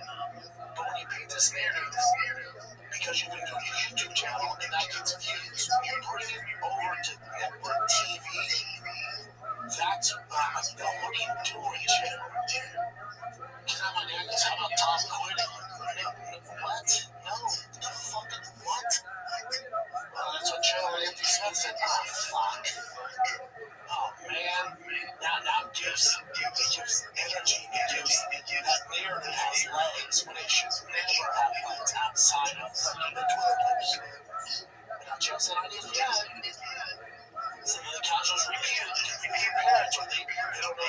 just tune in for this heavyweight fight. More likely than even watch the fight. All they did was watch the highlights of the guy quit. That's the issue I have. It's an insane take, and it does so much damage to Tom, who has no control. I get the fans booing inside the arena. I was pissed. I pay for this. So I get the fans that spent money. Some British fans that flew out there, some French fans that flew out there. I'm pissed. I get it. And they're booing. And I'm not seeing too much hatred towards Sarah. There should be no hatred. But if you're going to throw hate anybody's way, this is Zero Non's fault. Not Tom's. But then there was Tom Quinn. He could have kept going. One guy performed an illegal fucking move and poked the champ in both fucking eyes. And there's absolutely no history that shows Thomas Quinn. That's some bullshit there. You should be upset at the guy that caused the fight to stop. Now, Tom could have kept going. I want you to do me a favor. You're listening to this right now at your desk, or you're watching your kids, or you're at a baseball game. I want you to take your finger. I want you to take your fucking kids. I want you to stab yourself in the eye. And then I just want you to move around a little bit. Okay? I want you to move around and let me know how it goes. I want you to move around just a tad. I really jam it. Now remember, so they both, we don't need to go that far. I just want you to take that index and just jam one of them in there. And with you scratch your right there, that doesn't mean just the pain from the finger on the eye. And then I want you to tell me how well you can gauge distance and how well you can see. Never mind. The best striker who's 6'5", 240 pounds is in front of you. It's a narrative that Tom Aswell somehow took the easy way out after the floor interview. It's so stupid that this is even a thing. Now I get conspiracies that I won't fit. I label myself. But this is even a conspiracy. And this is so stupid. And Chael knows better. But again, Chael, get your back. Get your back. Most guys in this space who aren't rage baiting, who aren't going for views, are going to have my take. Most people that don't give a fuck about that stuff are going to have it. They're on my side here. To me, the outright views, I'll talk about it. I'm sure all of your shows are going to talk about it. Rage baiting and word created narrative. You have to take an outright stance. That's what this is. I get it. I can't. I just wish you did on your YouTube channel. Keep that shit off the casual channels. Keep that shit off the major network TV. We can't have it. Because now when you do this shit, you're destroying the reputation of Tom Aswell, who was actually a victim in this scenario. And you fucked him. And now he's just spent the rest of his fucking career trying to get over this narrative. And he's quitting. Which there's no evidence of that. The guy couldn't fucking see. It's insane. This isn't good. It's not good. It's not good for the brand. It's not good for UFC. It's sure not good for Tom. And it's also in the long game of things, in the long run, it's not good for Chael. It sucks. You know better, Chael. But yet, love Chael. Uncle Chael, we all love Chael. All he's doing is putting his own shit on Tom Aswell. Only one of them was an actual champion. Remember, Chael fought in a title fight against one of the guys and was whipping his ass, and then found a way to lose in the last 40 seconds by putting himself in the triangle. That's Chael shit. Chael's putting his baggage on Tom. Tell me, Chael, this has nothing to do with you, dude. But now you pay that man, Tom, fucking Tom, he has nothing to do with this. Has to deal with this backlash. Quitting and Chael said so. And Chael, he goes a long fucking way. For good reason. He's one of the greats to never win the belt. He quit his title fight. And you're just putting this on Tom now. That's fucked up. Keep that shit for YouTube, for Twitterverse, not for network TV, because the casuals are going to eat up whatever you fucking put out. It's like CNN, it's like is when they say fucking rumors go, yep. When jail says the couch goes, yep. Fucking poor Tom. It's not good for the UFC. And I just wish David in press conference when I got put the fucking eye. I wish they would have made him hammer and Sarah. He should have lost the fight. You can't have this. Only Tom recovers from the fight. You don't go. You had Tom decide not to fight. Now you're just adding fuel to the fire, man. Tom's still favored in the rematch. Not as much, but still favored. And now Tom has more things to work on than Cyril. For Cyril, he's going, I can win this fight. Sure you can. And I'm having your best opportunity. Because now Tom knows what you look like. Now Tom has one round to go. Okay, I was a little too wild. Okay, that takedown didn't work. I'm going to switch my approach. Now you're fucked. I would bet almost any amount of money Tom beats the shit out of this. This was, I think if I continued on, Tom would be in trouble. But now he fucked up. Now he poked the guy in the eye. The fight stopped. There's probably your one opportunity to win. You're 0-2 in title fights. This was your one opportunity. You fucked it up. That's how you fucked it up. Now we have evidence of how you're going to fight. And Tom was off. Tom went off. He ain't going to be off this next one. Now he's going to play. If he's a winner, watch this. I would almost double down. Now, Tom will make you pay. You got Tom on an off night, a little off. His footwork, he just saw a little off. This was your best chance. And you caused it to discontinue. You broke him the fuck off. And now we have 4 minutes, whatever it is, of evidence to study and not make that same mistakes again. You fucked it. That was your best opportunity. You fucked it up. Not Tom. You. Good luck. Good fucking luck. I'm going to do the shit. Thank God Mackenzie Dern won, right? UFC's like, yeah. Fuck yeah. He won. It was a good fight. Probably the best fight in the card. Mackenzie Dern, I like her. Power. So she's having an obligation. She's like, she won this way. Definitely thought she won that fight.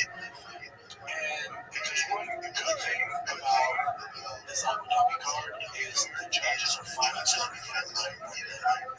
When I watch Volkov, Almeida, Mackenzie Dern, Verona,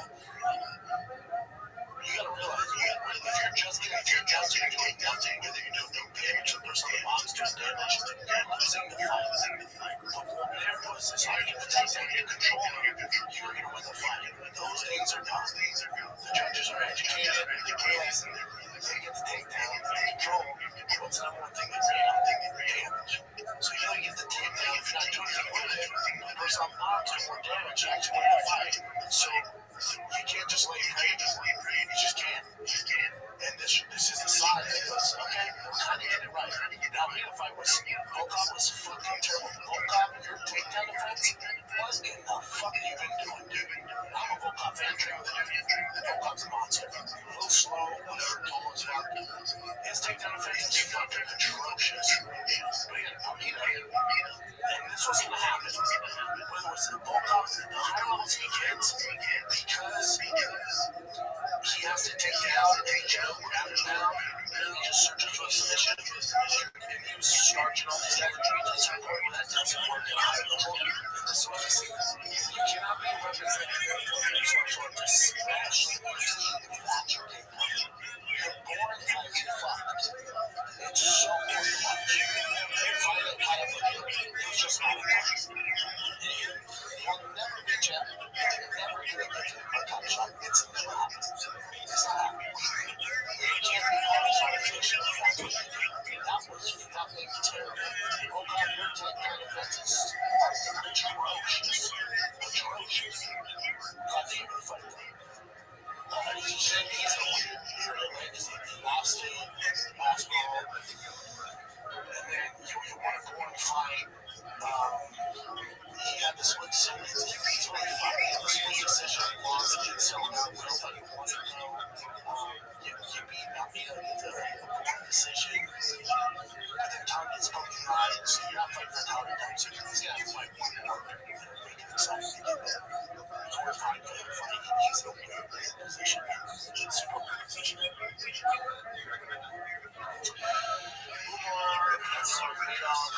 Batista's a dog.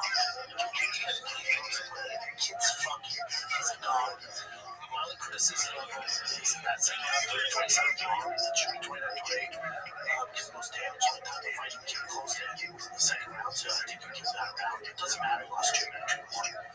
But it should be 29-28.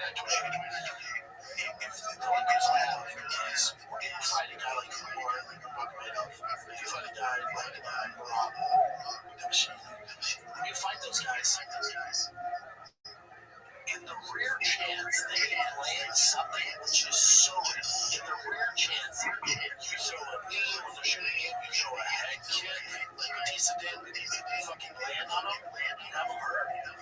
You have to unload the gas tank. You're not going to beat them by decision. There's not a fucking prayer. There's 10 minutes of control. It's not happening. The window of opportunity was right there, and you didn't go for it. You fought him like everybody else. You're like, okay, I let him run. And you're like, I don't want to rush you and just take it out. But you got to hate it. It's your only chance of winning. And there's such a small window for guys like Smart and Rob because they're not big grapplers. So when you do throw a Hail Mary that lands, you have to go for it because it's your only opportunity. Your chance of having again are slim enough.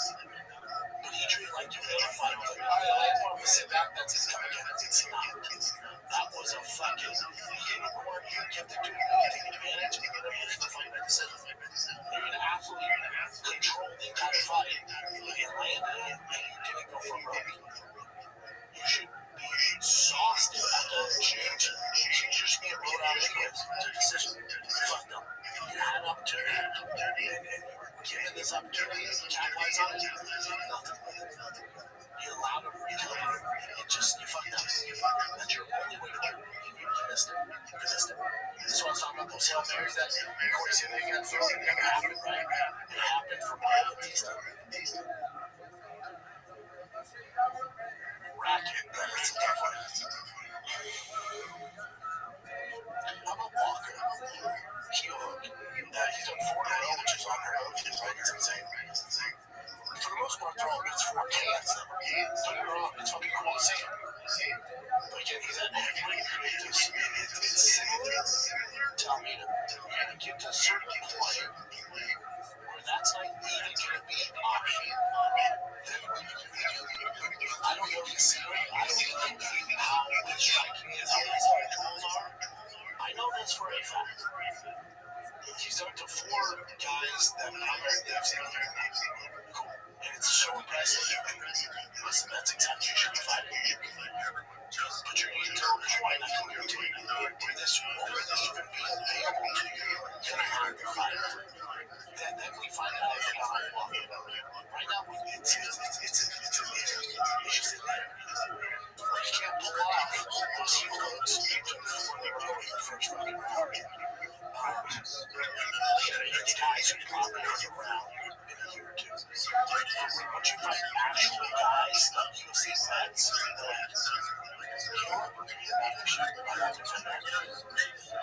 going to have to fight it, then we fight Walker. Fun prospect right now. I love watching him watch these dudes. Big art Nikes. I love him. But again, now what? You're going to find guys who are going to shut guys down. Maybe on the next one, maybe on the next 2. Then when you start getting top 10, those guys are shutting them down. That's what my criticism is. When he started, this is so impressive. He's probably never been done again. Congrats to him. Maybe somewhat maybe fair. Okay, what happens if that doesn't work out? What are you going to do?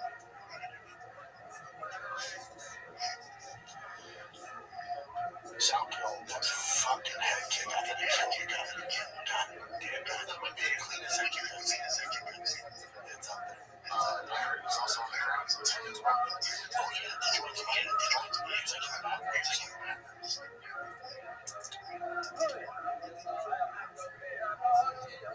Yeah, that's where I see that works. I just wanted to see that last fight. I know some works out. It wasn't all complete hogwash because we didn't get everything out, so I'm talking about that. But nothing will sour the taste of your mouth. $80 bucks. Like,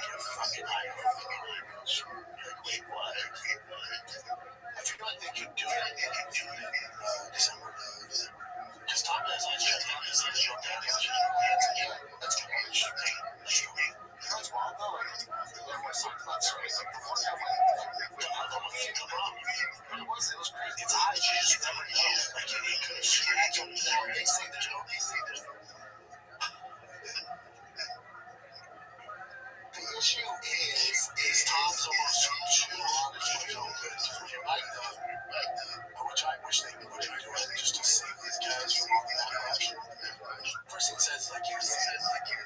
Virtual Fight Club, even if you can't see, you gotta do 5 minutes. Don't say you can't see. But that, in the top left hand, I can't fucking see. I can't see. Those words, I can't see. You say that? Now, when you say I can't see, was it Justin Herzog or the ref? When you say I can't see, you're supposed to stop it right then. Herzog, like, calm down. Give it 5 minutes. Let's get this worked out on it. Then he comes back to me. He's like, I can't fucking see. Okay, that's the second time. You should have canceled right then. He's like, let's just calm down and see how it goes. You know what time it is? I still can't see. So, can't fucking see. I mean, what do you do? It's a title fight. You can't see. You do exactly what you did because the media is going to pros and cons. So let's say he goes, all right, I'm compromised. I feel all this pressure. I know the fans are upset. Could they take his fights? I'm going to continue to fight. And you're fighting so down. But more close striker. And he had kicked the opportunity. Then the other goes. So you felt the pressure from the fans to come back, compromise with him or not. You've taken 453 days off. There's almost like John's done today. You fight Zero Khan, you should have this matchup on your feet yet. And you compromise with one eye, you've had kid KO. This is what happens. TNT uses that highlight for your you lose the belt, so your name goes down. Then you have to fight one or two guys to get back to the title shot. So you're doing it because you feel pressure from your fans. That didn't make sense. It don't make sense at all. If you're actually compromised, which I think it was, you have to fight another day. You're good. And then here's the other thing. If he goes, oh, yeah, I'm probably eyes can't see, people have such a short-term memory. If Sergio would have just knocked him out that I can see him, for the most part, the casuals have no clue. They will not remember. All they know is Sergio knocked you out. But you felt pressure from the fan, from the mass to go in there and compromise yourself. Now you're not paid. You're back in the queue. You got work your big way back up. All those title fights with Alex Pierre, John Jones, that's gone. Now they don't want to fight. It's too much money. They lost your resume. So that goes up for real. So you don't get much. But the internet goes easy on you. Again, there's Tom. He's a real one. It's the smart thing to do. You're smart because it's very frustrating. I get it. But for anyone to say, dude, I would have fighting, we would have.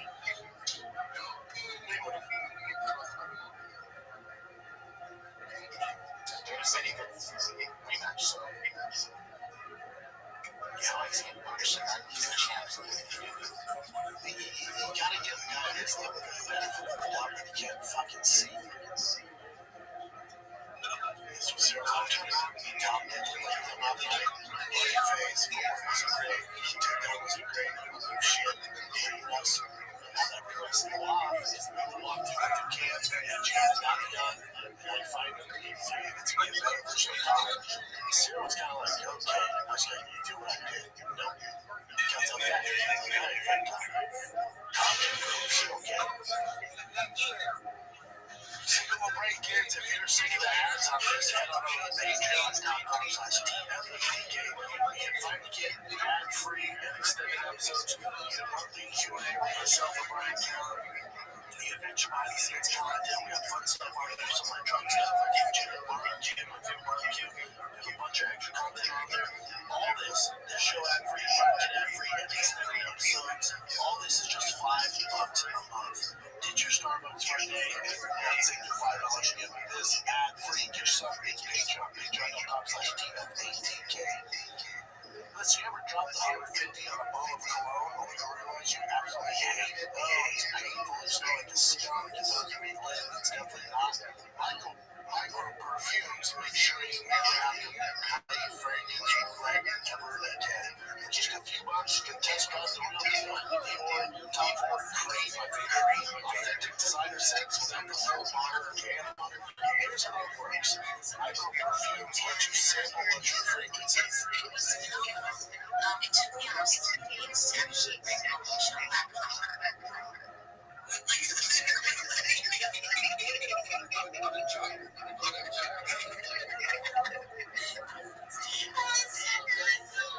Oh my gosh. It was fun. It was fun. We were getting to know each other. It's cool. I think it's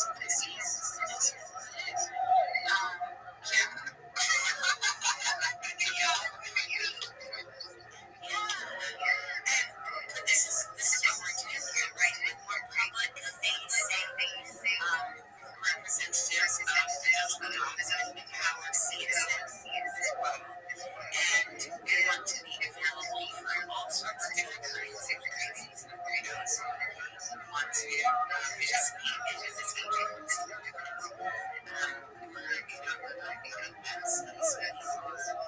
We are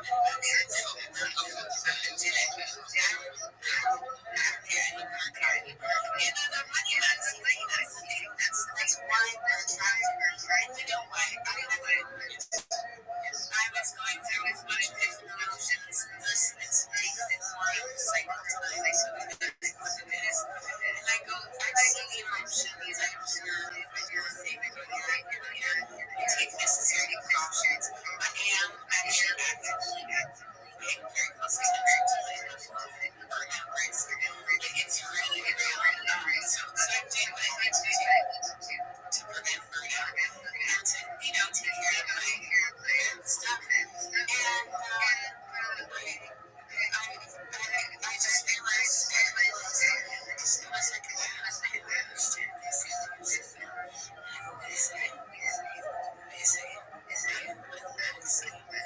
that's what the fuck is up.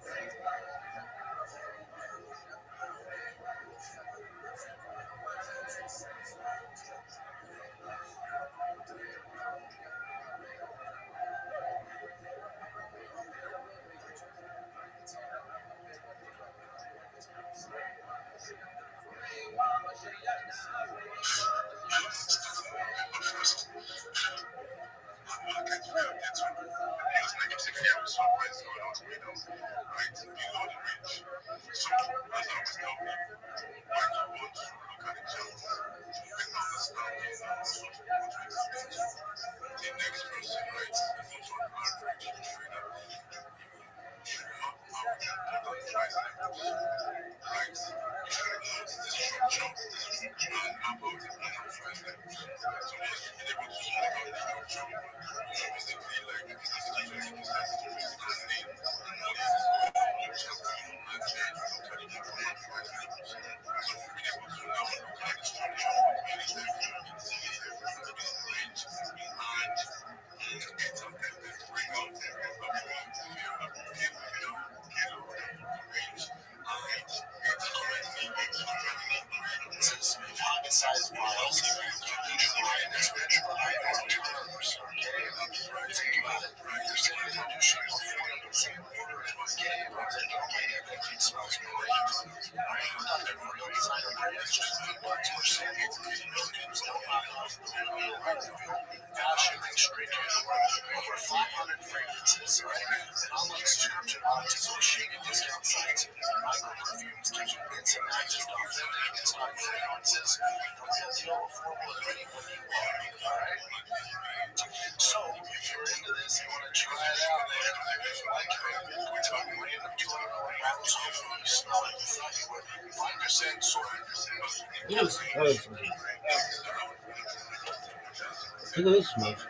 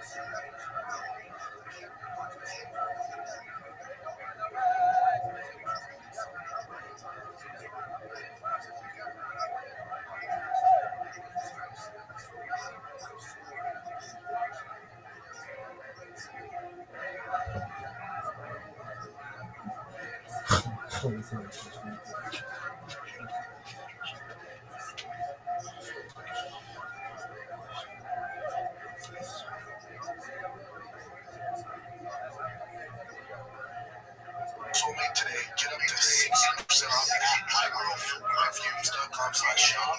SCJB. That's microperfumes.com/shop for up to 60% off. Micro Perfumes, real scents, no regrets. Smell great. Let's get back to the world. What else you mentioned? What did you pretty much cover the whole thing by saying didn't want to continue any? Did you never? That was crazy. It just adds more fuel to the fire of this fucking stupid conspiracy that Jill started, and now you're UFC brass co-signing that. It's so dumb, dude. Again, he's your current heavyweight champ, and now the face of the UFC and one of the biggest voices of the UFC has somehow put the narrative that he's weak and that he quit. You're hurting your brand. The face of the division, the narrative now is that he's a quitter and he didn't want to fight. That's your champ. No matter DQ, no contest, that's your fucking heavyweight champion. The world is supposed to be the best man on the planet. Now the narrative, I don't know shit about MMA, is that he's quitting him. Why would you do that? You represent your fucking business. It's so dumb. It's so dumb. And now some of the guys are like, I'm not watching him ever fight again. He quits. That hurts your bottom line. And for what? Why not just get dudes that are fine? Why not give the number one heavyweight in the world the benefit of the doubt? And you couldn't fucking see because he had there's also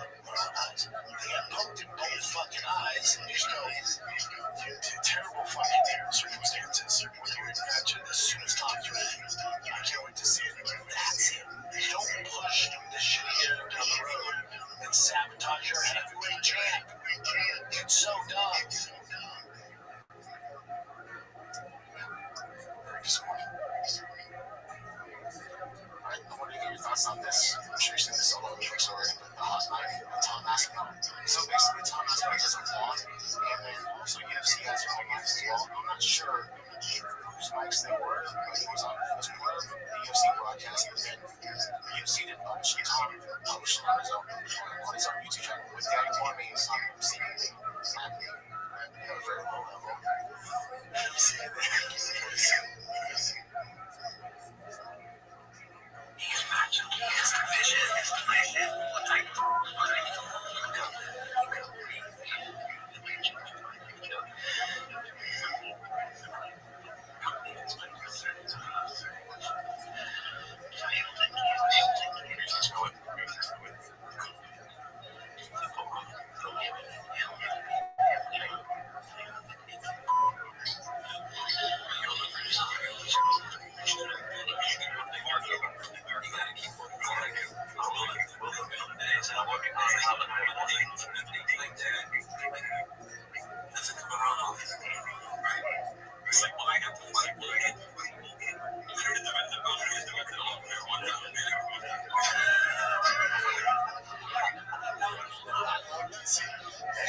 I see no life there.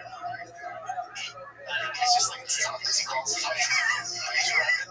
That's all this. I don't have an issue with it. Maybe some people have an issue with it. Anyone who knows sport, I mean, shit. I just explain everything right to him. Yeah, it was just bound to happen. He's fun at these lower levels. He's it's fun, but then they're gonna run into the fucking wall of veterans and they're gonna eat their fucking lunch. And all DC's saying is like, you have an opportunity on a special run because the division is so shit. That's all he's saying. Anybody that knows sport knows these are facts. This shows you how shitty the division is. Almeida winning, like, he's the next guy. And DC's going, that guy? If you look at the division, he came 13 in the top 10. What? Almeida's not shit. Top 25. He's not even, he's just a guy. He ain't shit. It's for him to be in this position. He's football, you can hit him. I'm with DC. You're going to beat the shit out of these guys. I don't issue with it. I mean, yeah, you went to a promotion, but hey, man, DC just doesn't like this. Here's the thing. DC has earned the right to talk about people that way. DC is one of the greatest combat sport athletes ever. So when he speaks, he's saying it from his perspective, which is rare. So you better fucking listen. And he's right. Let me sum you up for what he said to Tom. Tom.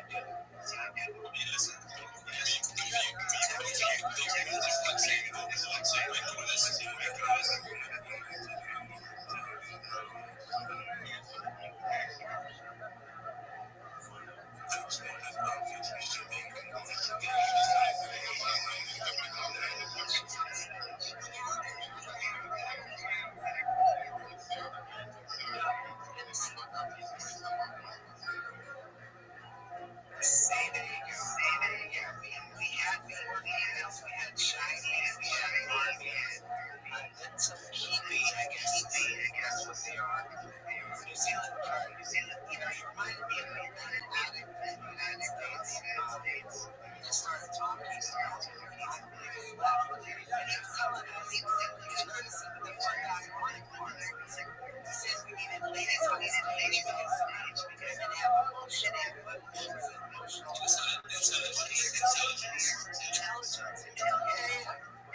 guy's scared.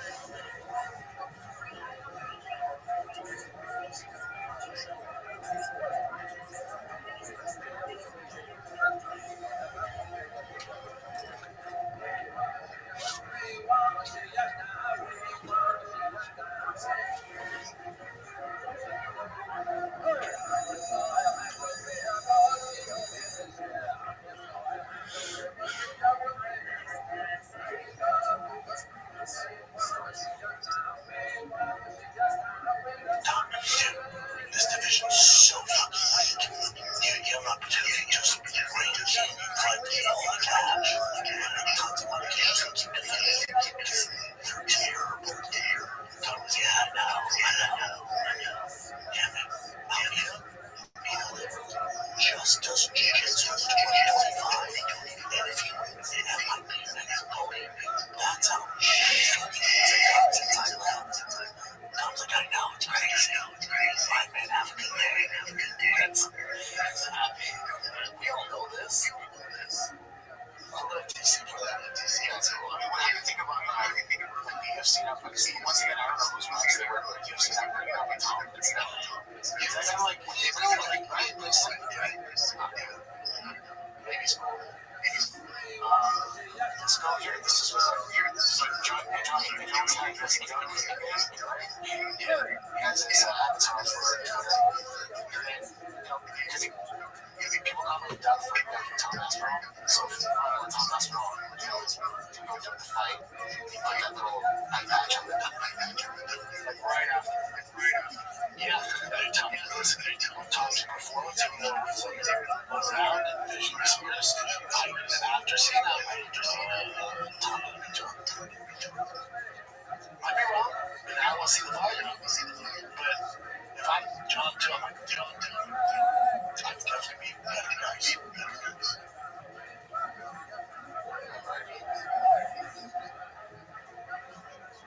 Oh, by the way, Alex Pineda, after Aspinall had his name, so let's make him yes. And if John Jones actually is an official saying, I accept, let's do it.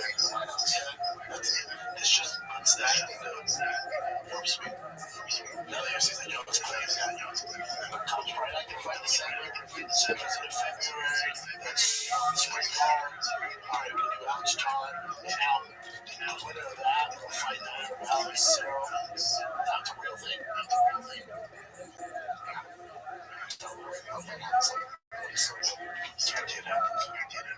This is Tom Asnos' dad. Tom, that's your son.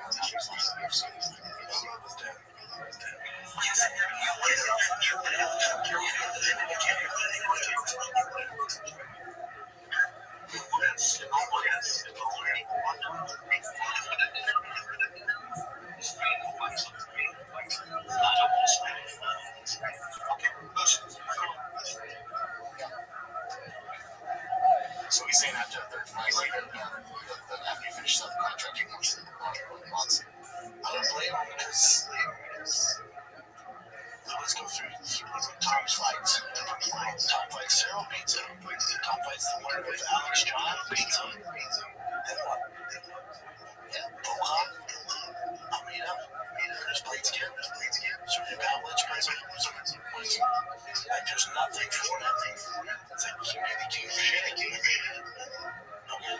I guess it depends how much they're going to pay. I don't know how to make sure that they work with him. Maybe reports are really paying for those other contenders now. So his dad's like, fuck this. We have three fights. Two of them would be massive. Or three.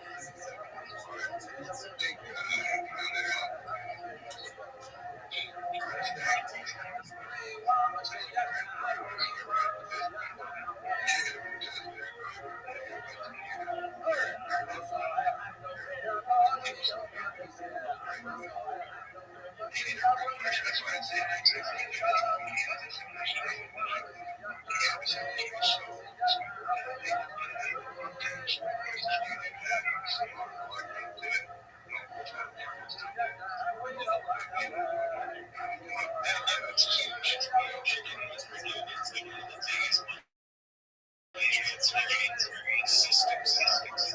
And that's the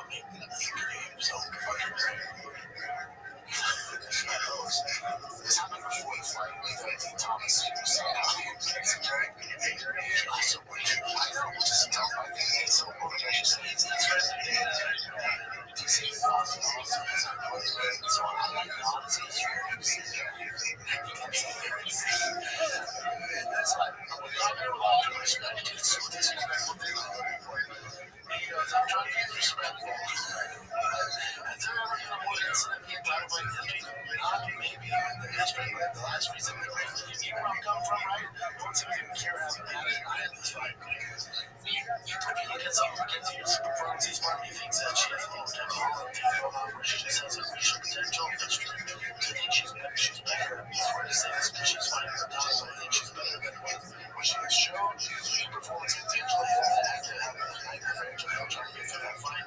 Against her, she punches as hard as the good division. She grabs as well as the good division. She's trying to gas for days. She doesn't get tired.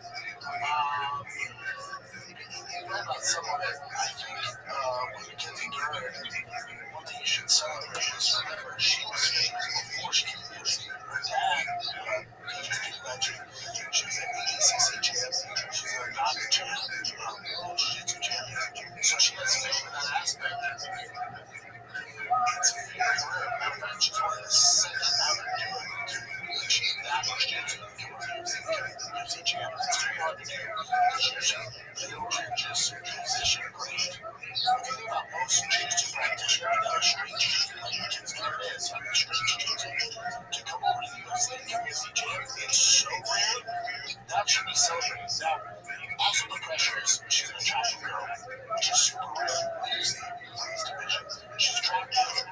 She has already strong quality coming from jiu-jitsu. And then her striking has gotten exceptionally better because of Gorilla. And she's had some ups and downs. She's missed some weight, but there's a chance of her becoming champ after coming from BJJ. It's like less than 1%. You have to celebrate the fact that she actually did it. Now, did she become champ because they kicked the bag? Yeah, I don't know. She still became champ. And that was the expectations on her. She achieved it. Super cool. She's great for the sport. You know, so you gotta still bring some of that. What's next for her? Depends if Whaley were to lose Shevchenko and she comes back down. I think Whaley wins. I think she's the best female fighter on the planet right now. So I think she beats Shevchenko and stays there. Brian Tunney Suarez. If I'm again, I say this to all the judges. I say this to DDP anyone. Just don't jump on that kid. The UFC gonna watch you too, and the fans gonna want you to. And you might go on this reign for the next 5 years, which is uncommon. Most people lose it. You worked your entire life, trained up this moment for your entire life.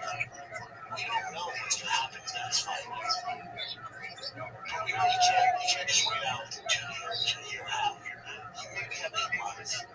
Maybe have a year max, maybe 6 months. Who knows if this is ever going to happen again? I'm telling you, from a guy who's made so many mistakes and never stops to smell the roses, fucking stop and smell the roses. Fucking embrace this. Why you're in such elite company. We don't know if it's ever going to come back. Just take it right now.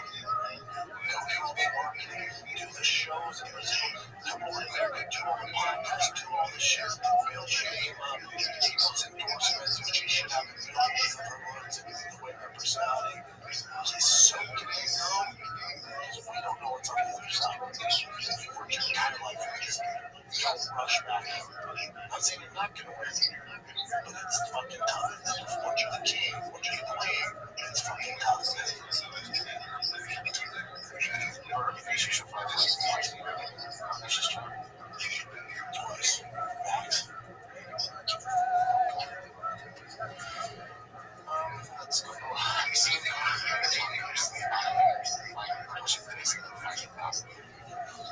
This guy just, I don't believe it. Hopefully he has. Let's calm him down. That's why the only thing that can keep this from moving on to the first one. It's not that means anything. You're not yet rock bottom, man. I mean, how many times it's not the career says there's always a way to hit rock bottom. So I think he's hit rock bottom a few times. And then finally, the church and finding JC, get your clear, more power to him, and hopefully, if you care about Carl, and I do, hopefully he's on the right track. Hopefully he's got all his demons out, he's done his part, he's on the devil's standard for the Lord is, okay, cover that mountain, it's time to get my shit together, be present for my kids, be a good husband, I'm not a guy's made a million fighting these days. I'm a terrible husband, okay, yeah, I was listening to things, and what you show, I'm sure I can stop.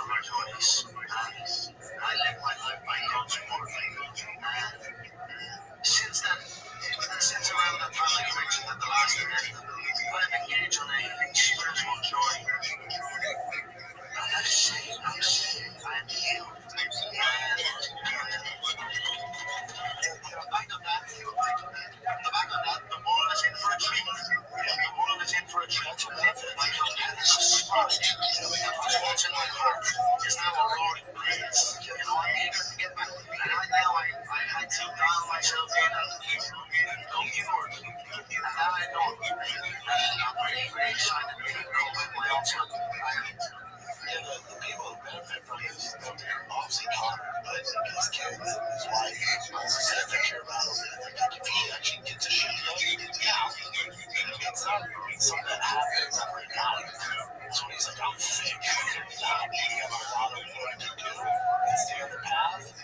That's how you get better. Okay, I believe it. Speaking of discipline, I mean, he came out of nowhere. Remember the discipline it took to get from welfare to the biggest combat sports outfit of all time is discipline. That's it. He lost it with all the success and the money and the girls and all that shit. I get it, dude. So that discipline doesn't go away. You forget about it, you wild out, you do all the shit, and I'm not doing it. But eventually, that discipline you can put back in for the good. That discipline fighter, that's it. Those traits, that discipline doesn't go away. You can always bring that back in. That's what he's doing. That's his problem. This has to be the quickest rise to fame I've ever seen. He's just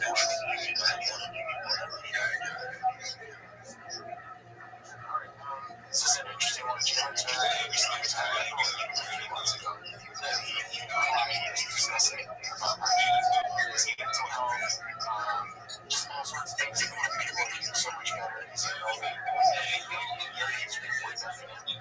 Well, he's back in the true.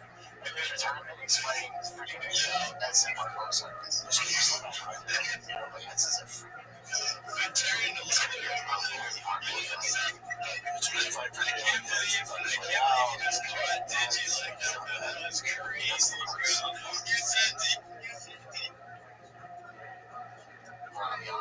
Joshua Man, he's on a Sheldon.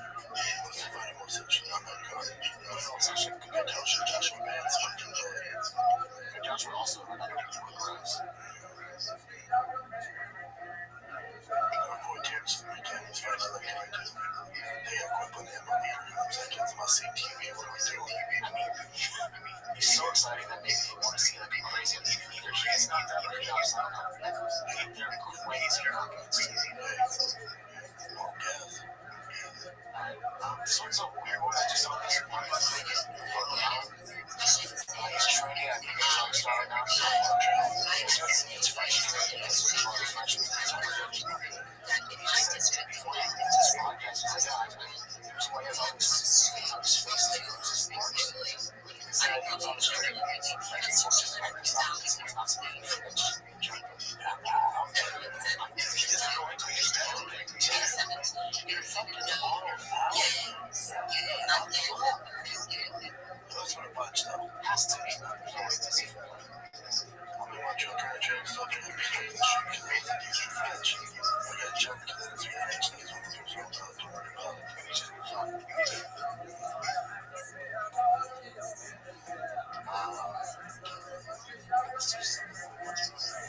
Conversely, he's fighting a big again.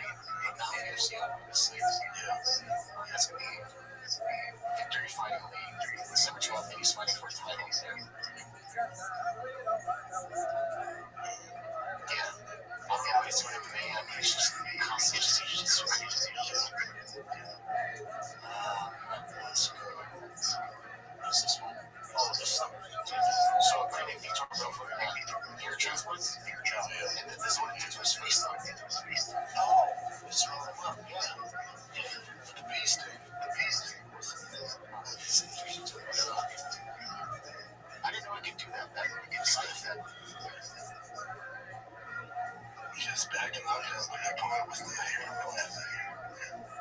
Everyone's getting them now. You can see them. The Callan should be next. I guess that's so because it's got so much information. It's going to get high. It's going to float out.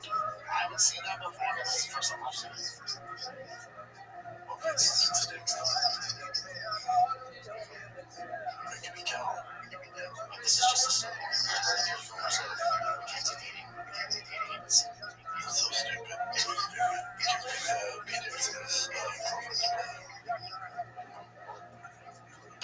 Sure. That's pretty much what current events are amazing. Oh, yeah. These next two fight nights, you can tell the MC's jumping on here.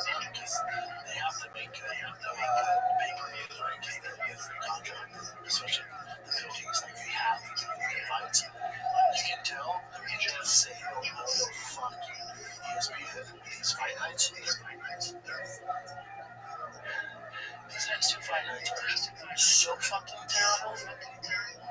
And that's what here's the thing, there's edges, because once Paramount starts, buddy, those first like 6 to 10 fights would be so fucking epic. So just bear with me. You just gotta get to November 15th. We're gonna have the UFC 322. And then the next fight night's pretty fucking lit. Sorokin Hooker. And then we get to December 6th. Rob and Yon 2. And then we're about Gate. Those are good.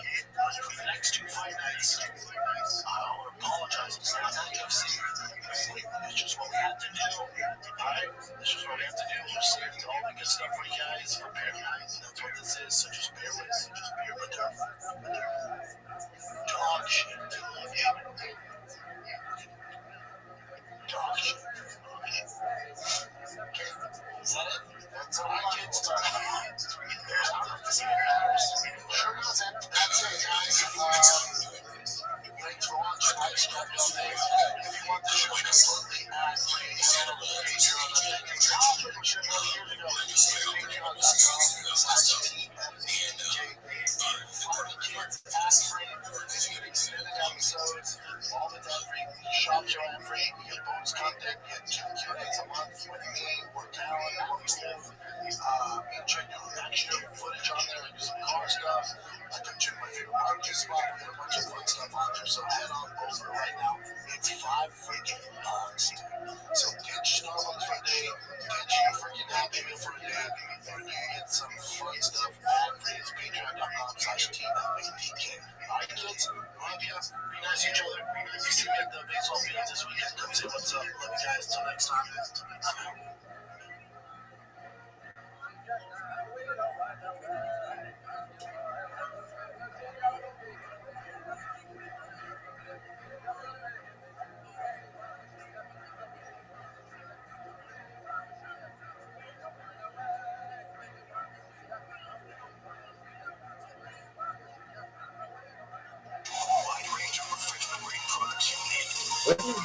What is this bullshit? So guys, I'm about to do a podcast. We get pretty intense on this podcast. Now, you had the holidays.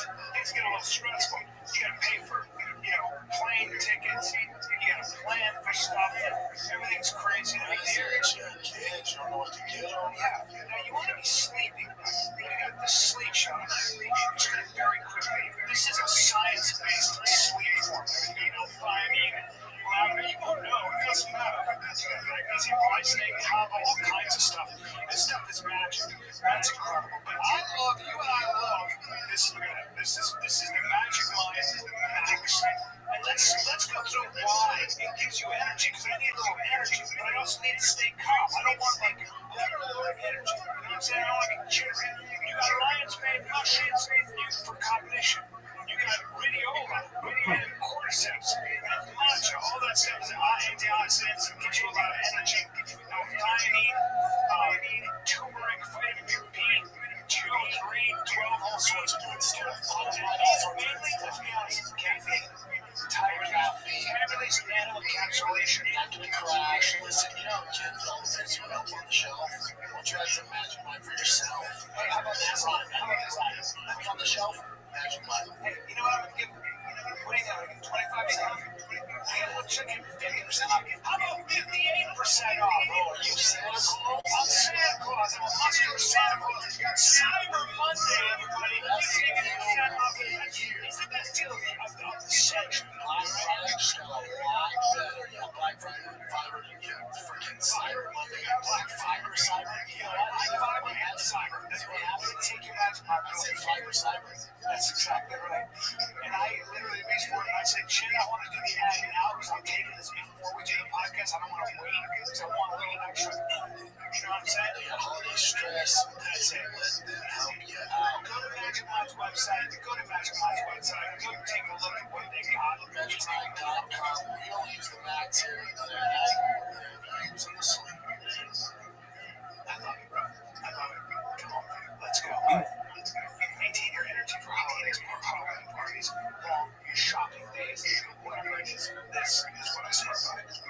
Just like did, just like you did, just the fighter the kid. Yes, really, the fighter the kid.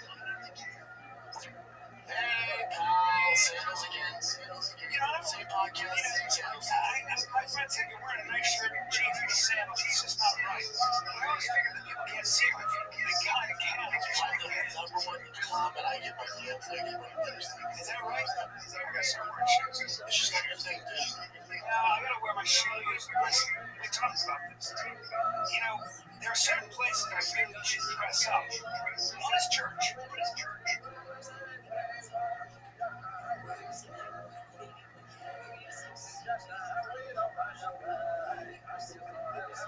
That's a Kevin. But it's not. One's church, one's a funeral. Yeah, no shit. Yeah, but it's not. A lot of people are where you guys, where you guys. And then we're gonna get, on this podcast. I gotta start wearing shoes. I like my toes to feel free though, because they're American. I got American toes. Nah, but I see Sam. I think I can't. You lose some energy. Yeah, I'm just like, yeah, I didn't give a fuck. I think so, I think so, right? Can't be too relaxed. No, man. It's like guys I see that say I'm not gonna have kids because I want to maintain my freedom. Yo. Yeah, I just thought something really disgusting and I need to vent what I just witnessed. It was terrible. Okay, what happened? Okay, so there is this server and there's like these two people there. So I joined and started making, like they were sleeping for some reason, both of them in the call. Okay. And I started making rooster noises and then the girl there woke up and she lifted her shirt and I saw her breasts completely. Okay. And I just got traumatized. Okay. Let me ask, how old are you? Do you know Connor? I'm 23. Oh, okay. Yo, you're from Israel? Yes. Yes, you changed your name again. Yes. Okay, well, I didn't really remember. I mean, now I know who you are. Okay, so you went into a server, there were two people sleeping, some girl flashed your breasts, and you're traumatized. Yes. Okay, well, time heals all wounds. Do you know Connor? Who's Connor?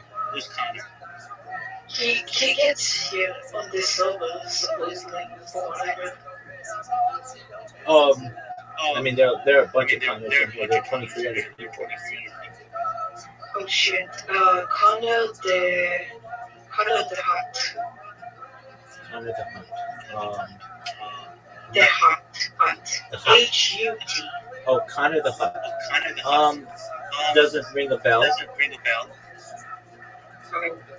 Well, that was him. He was in that same part with that single one. Okay. Well, are you gonna be okay?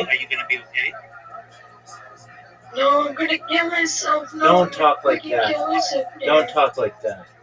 You know that's not good. I'm just kidding. Yeah, but shitty. that's not even fun. If you're gonna kid, do something that's funny. If I have one. If you're gonna kid, do kid in a funny way. That's not funny. Okay, so what? Humor is subjective, okay? Everything's subjective, but I'll give you that. Okay. So, what server was this in where you saw this? It's called Functals. Okay. All right. Are you sure you're not gonna be okay? You're not gonna survive? No, I'm not gonna survive. It's over. I mean, you've seen breasts before. Come on.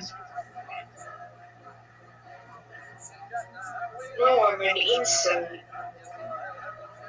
Okay. I mean, but still, like when you shower. No, I don't have any. I had breast cancer and I had to get them removed. You had a mastectomy at age 23. Yeah. Okay. Should I believe you? Yeah. Okay. Well, even before you had the mastectomy, you had breasts that you saw, right? No. No, you never looked down at your chest? No. All right. Well, have you ever seen a man? Because I'm trans. I know you're trans. And, I'm a tranny. I know, but haven't you ever seen your own chest? I've seen men with lowest chests. All right. Like big boobs. Absolutely. Then just imagine it was a girl. So you've seen it all now. I think you're gonna be okay. I think you're gonna be okay. How's your life been? No, it's over. No, it's not over. No, I know.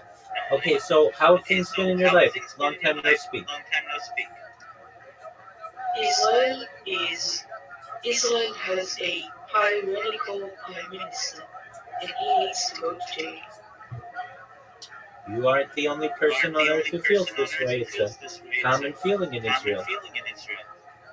Yeah, Okay, he's a thief, a killer. aside from politics, how's your life been? Aside from the boobs and stuff. Trying to find a fucking job, but there are no fucking jobs in northern Israel because this is the slums and like we're the class B citizens. You know? Well, I'm aware of that. Okay. Why don't you work remotely for a company? I tried, but no. What? No positive. Why don't you work as a Why don't you work as a translator? As a what? Translator. I know people who will pay you, I think like $60 an hour to translate Hebrew to English, and English to Hebrew. Really? Yeah. It's called. Scientists. Yeah, sure. So the website is called Data Annotation. So just a moment, and I'll get it for you. Okay, so go to data annotation.tech. DATA. Okay, found it. Excellent. All right, so you can work from home, and they're looking for Hebrew translators. Nice. Word. Don't worry, I got you. You're gonna make a lot of money doing that. You're a native speaker. I know you are. I know you are. That's why I thought of you. You're the perfect candidate. And you don't have to go anywhere. You sit at home, you translate, they pay you $60 an hour. You're What other problems do you have? So we've taken care of your job issues. I can't control global politics. What else? How else can we help you?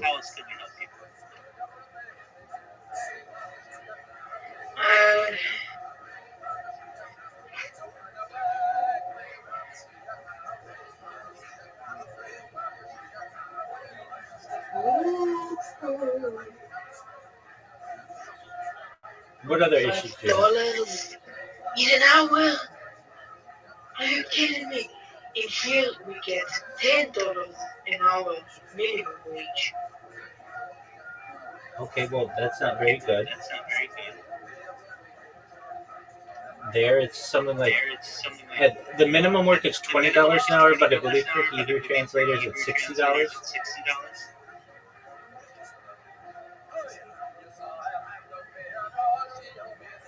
So what you do? About how many employees does IKEA Corporation employ? What the fuck is that question?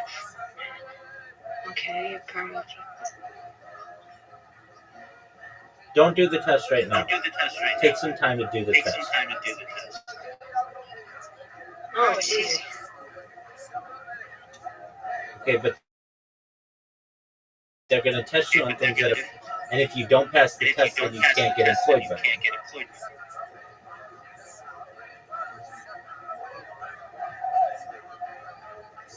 בחדרים שתיקים בהם הכי לקנות לב בודד מדוכא מסוים. צללים רודפים על גינת הדרך.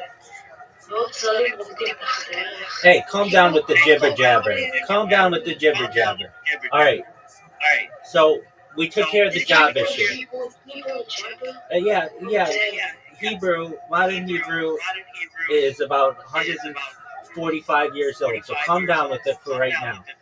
Let's talk other issues in your life. How else can we help you?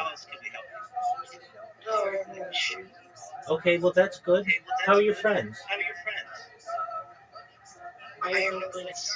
Well, you have me.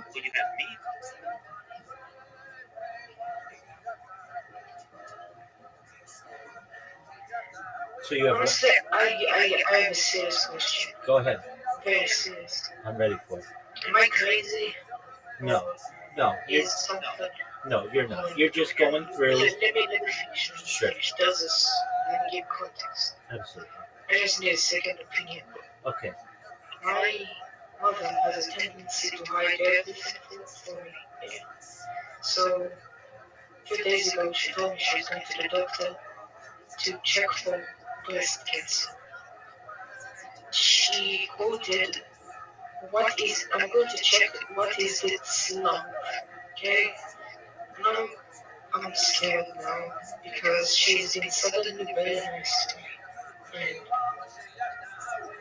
it's not normal. Okay, well, that's her medical information, and if she wants to share that with you, that's her prerogative. You could just ask her, Mom, how was the doctor the other day? And if she chooses to tell you, then she does. You could ask her, I know that you had a lump. Was it benign? Can you give me any updates on it? I've been worried about it. For you to be like, am I crazy? No, not at all. No, you're being completely reasonable.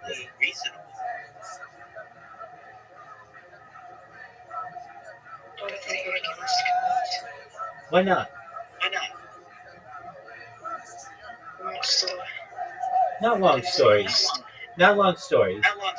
It's very simple. Mom, I know you went to the doctor the other day to have your lump looked at. Can you give me an update? How are you feeling? I love you. I want you to know I care about you. And it would be important for you to share any information that you feel necessary with me.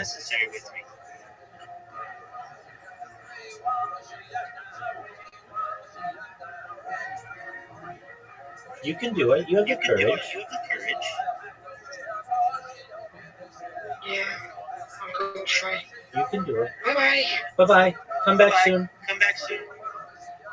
Israel, this is what you give me? That's never good. Dude, I thought about you this weekend. I told you I'd turn on the calendar. Never go for this. Because we took by surprise, trying to do more on, right? We like all the paranormal stuff. So she goes, there's like Ritz Carlton there, there's Four Seasons, there's the Omni, they have nice hotels in the West. She's like, I want to stay in a haunted hotel. I said, cool. So I just go to the top 5 most haunted hotels.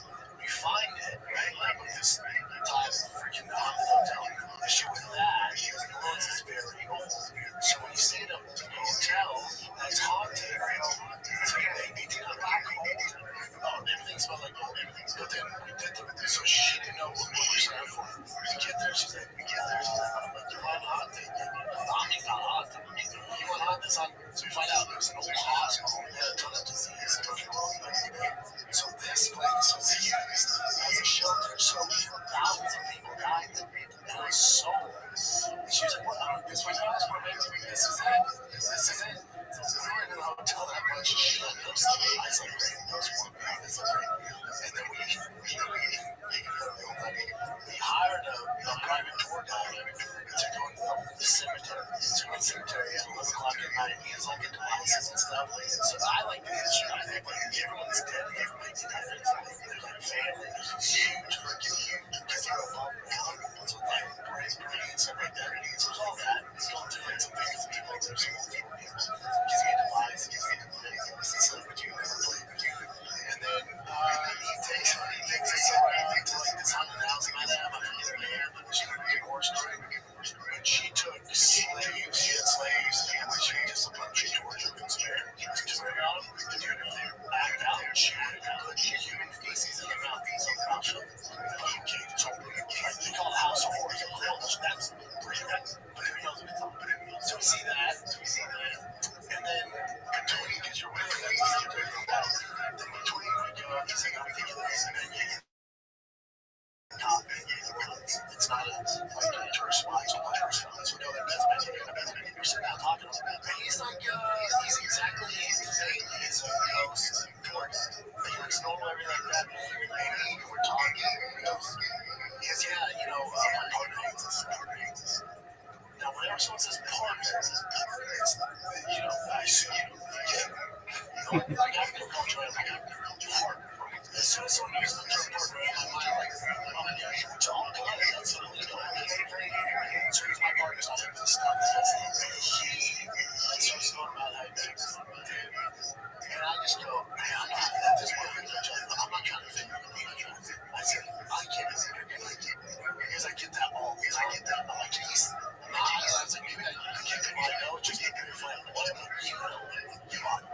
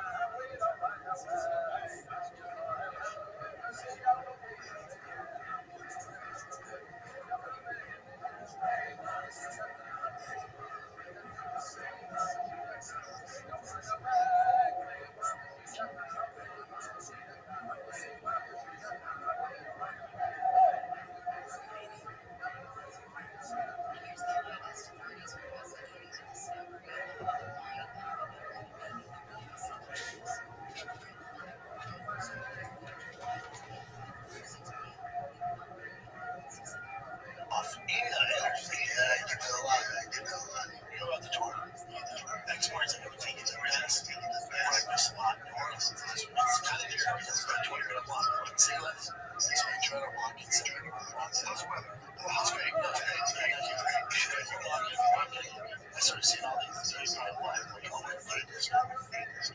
He takes this place called Habitat. It was in the gay district. The Sonoma was just a beautiful, playful bacon. This is what you're thinking. And I was, his partner showed up. It's me and a bunch of gay kids. Yeah, I forget the guy. I didn't get the vibe. You can join us, put on some shit. All of your energy. I didn't get the action. I didn't get the energy. I think so. Big guys. Jesus. Big guys. Like a big hand. Oh, and I was telling Joanna, I said, listen,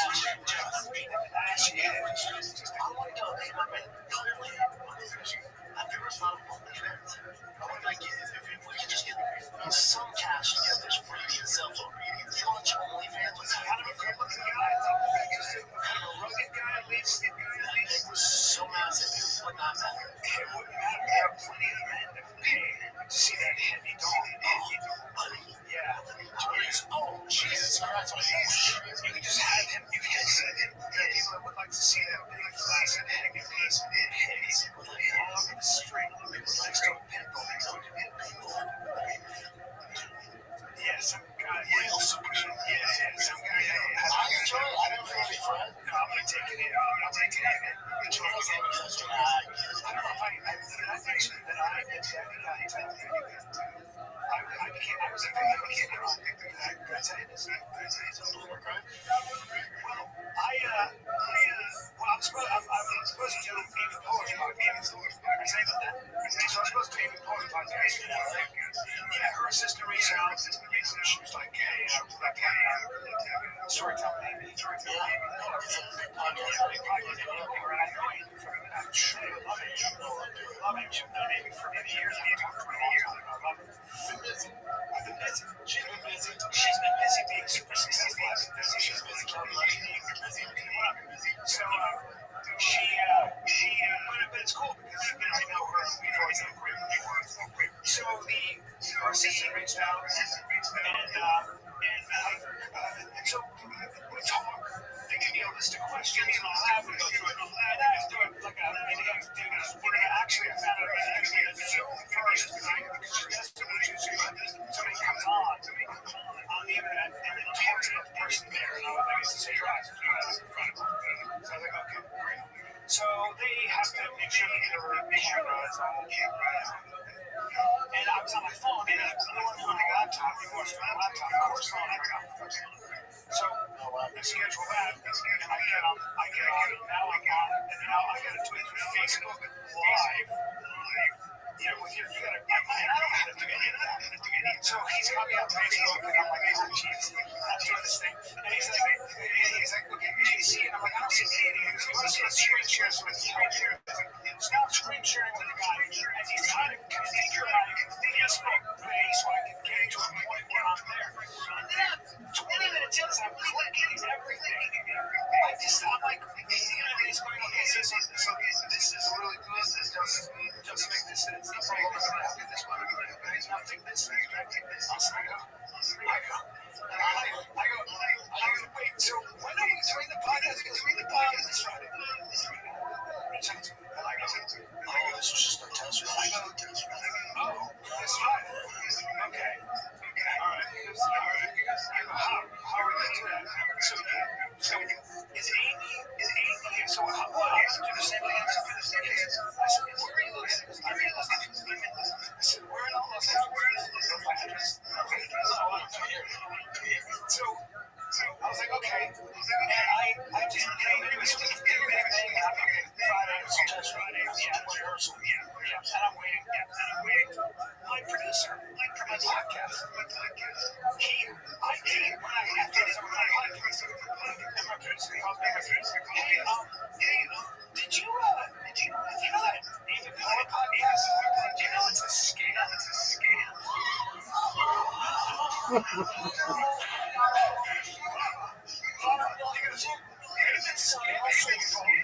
I was waiting to do the podcast and it never happened. And I'm like, hey, I'm waiting. Like, what do I do? I'm so grateful for that. I've always wanted to meet somebody that scammed Michael's podcast. And when I say I got scammed so hard, I gave them access. I had to call a cybersecurity expert, a dude who really knows his shit. He was like, oh yeah, and he saw what they did. So the good news is, I think these guys were just trying to get access to your followers so they can spam and do a lot of stuff. But they wanted access. They sell access to your channel. If you went on the dark web, they have all my passwords. They have all my fucking change everything. And I was like, how do they show that they sell all this? It's not like you're that anyways. But just know that when you do anything, you have anything you can know. Well, that's what you can do that. So what I can woman who can trap an HPV was awarded $5.3 million ransom. Right, and she contracted HPV. So in February of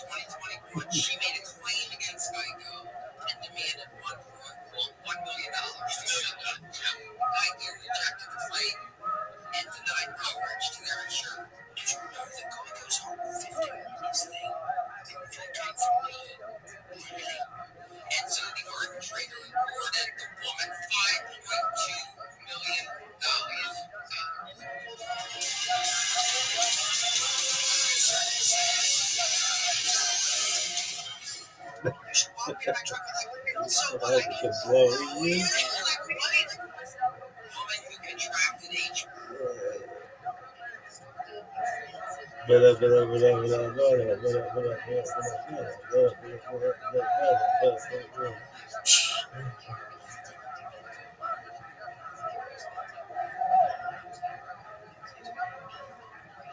PV in a motor vehicle was awarded.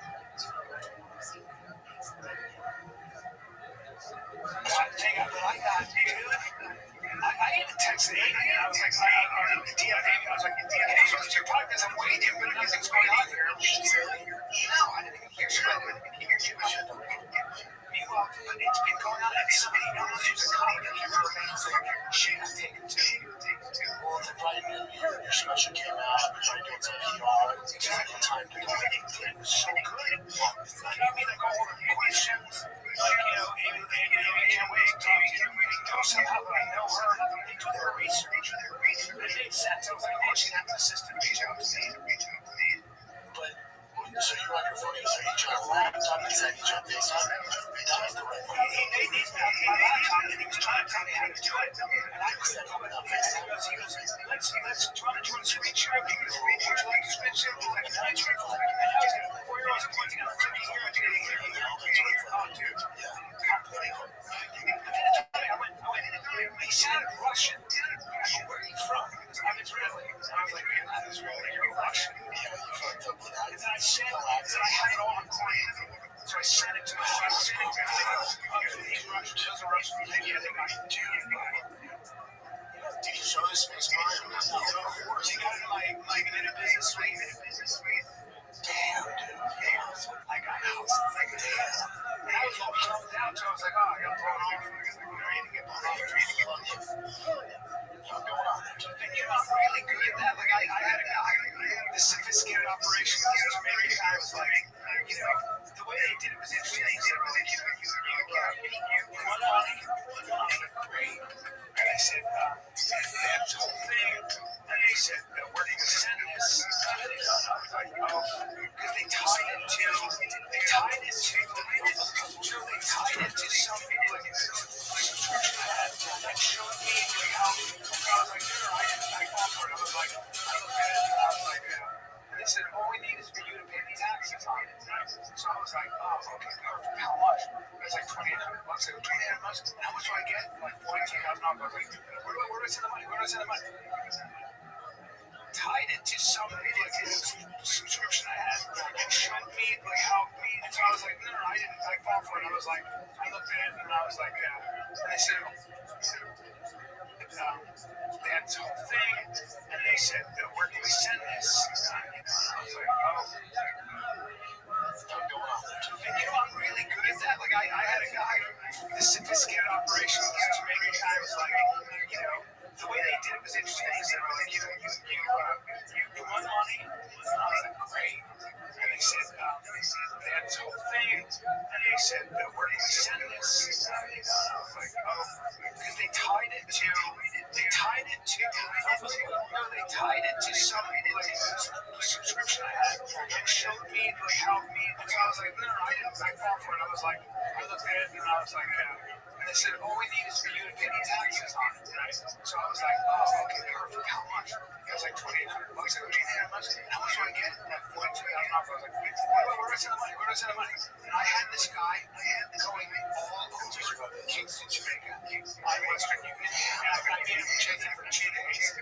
And finally I said, well, is it not there? He goes, no, it's getting so frustrated. I said, okay, I've been saying it to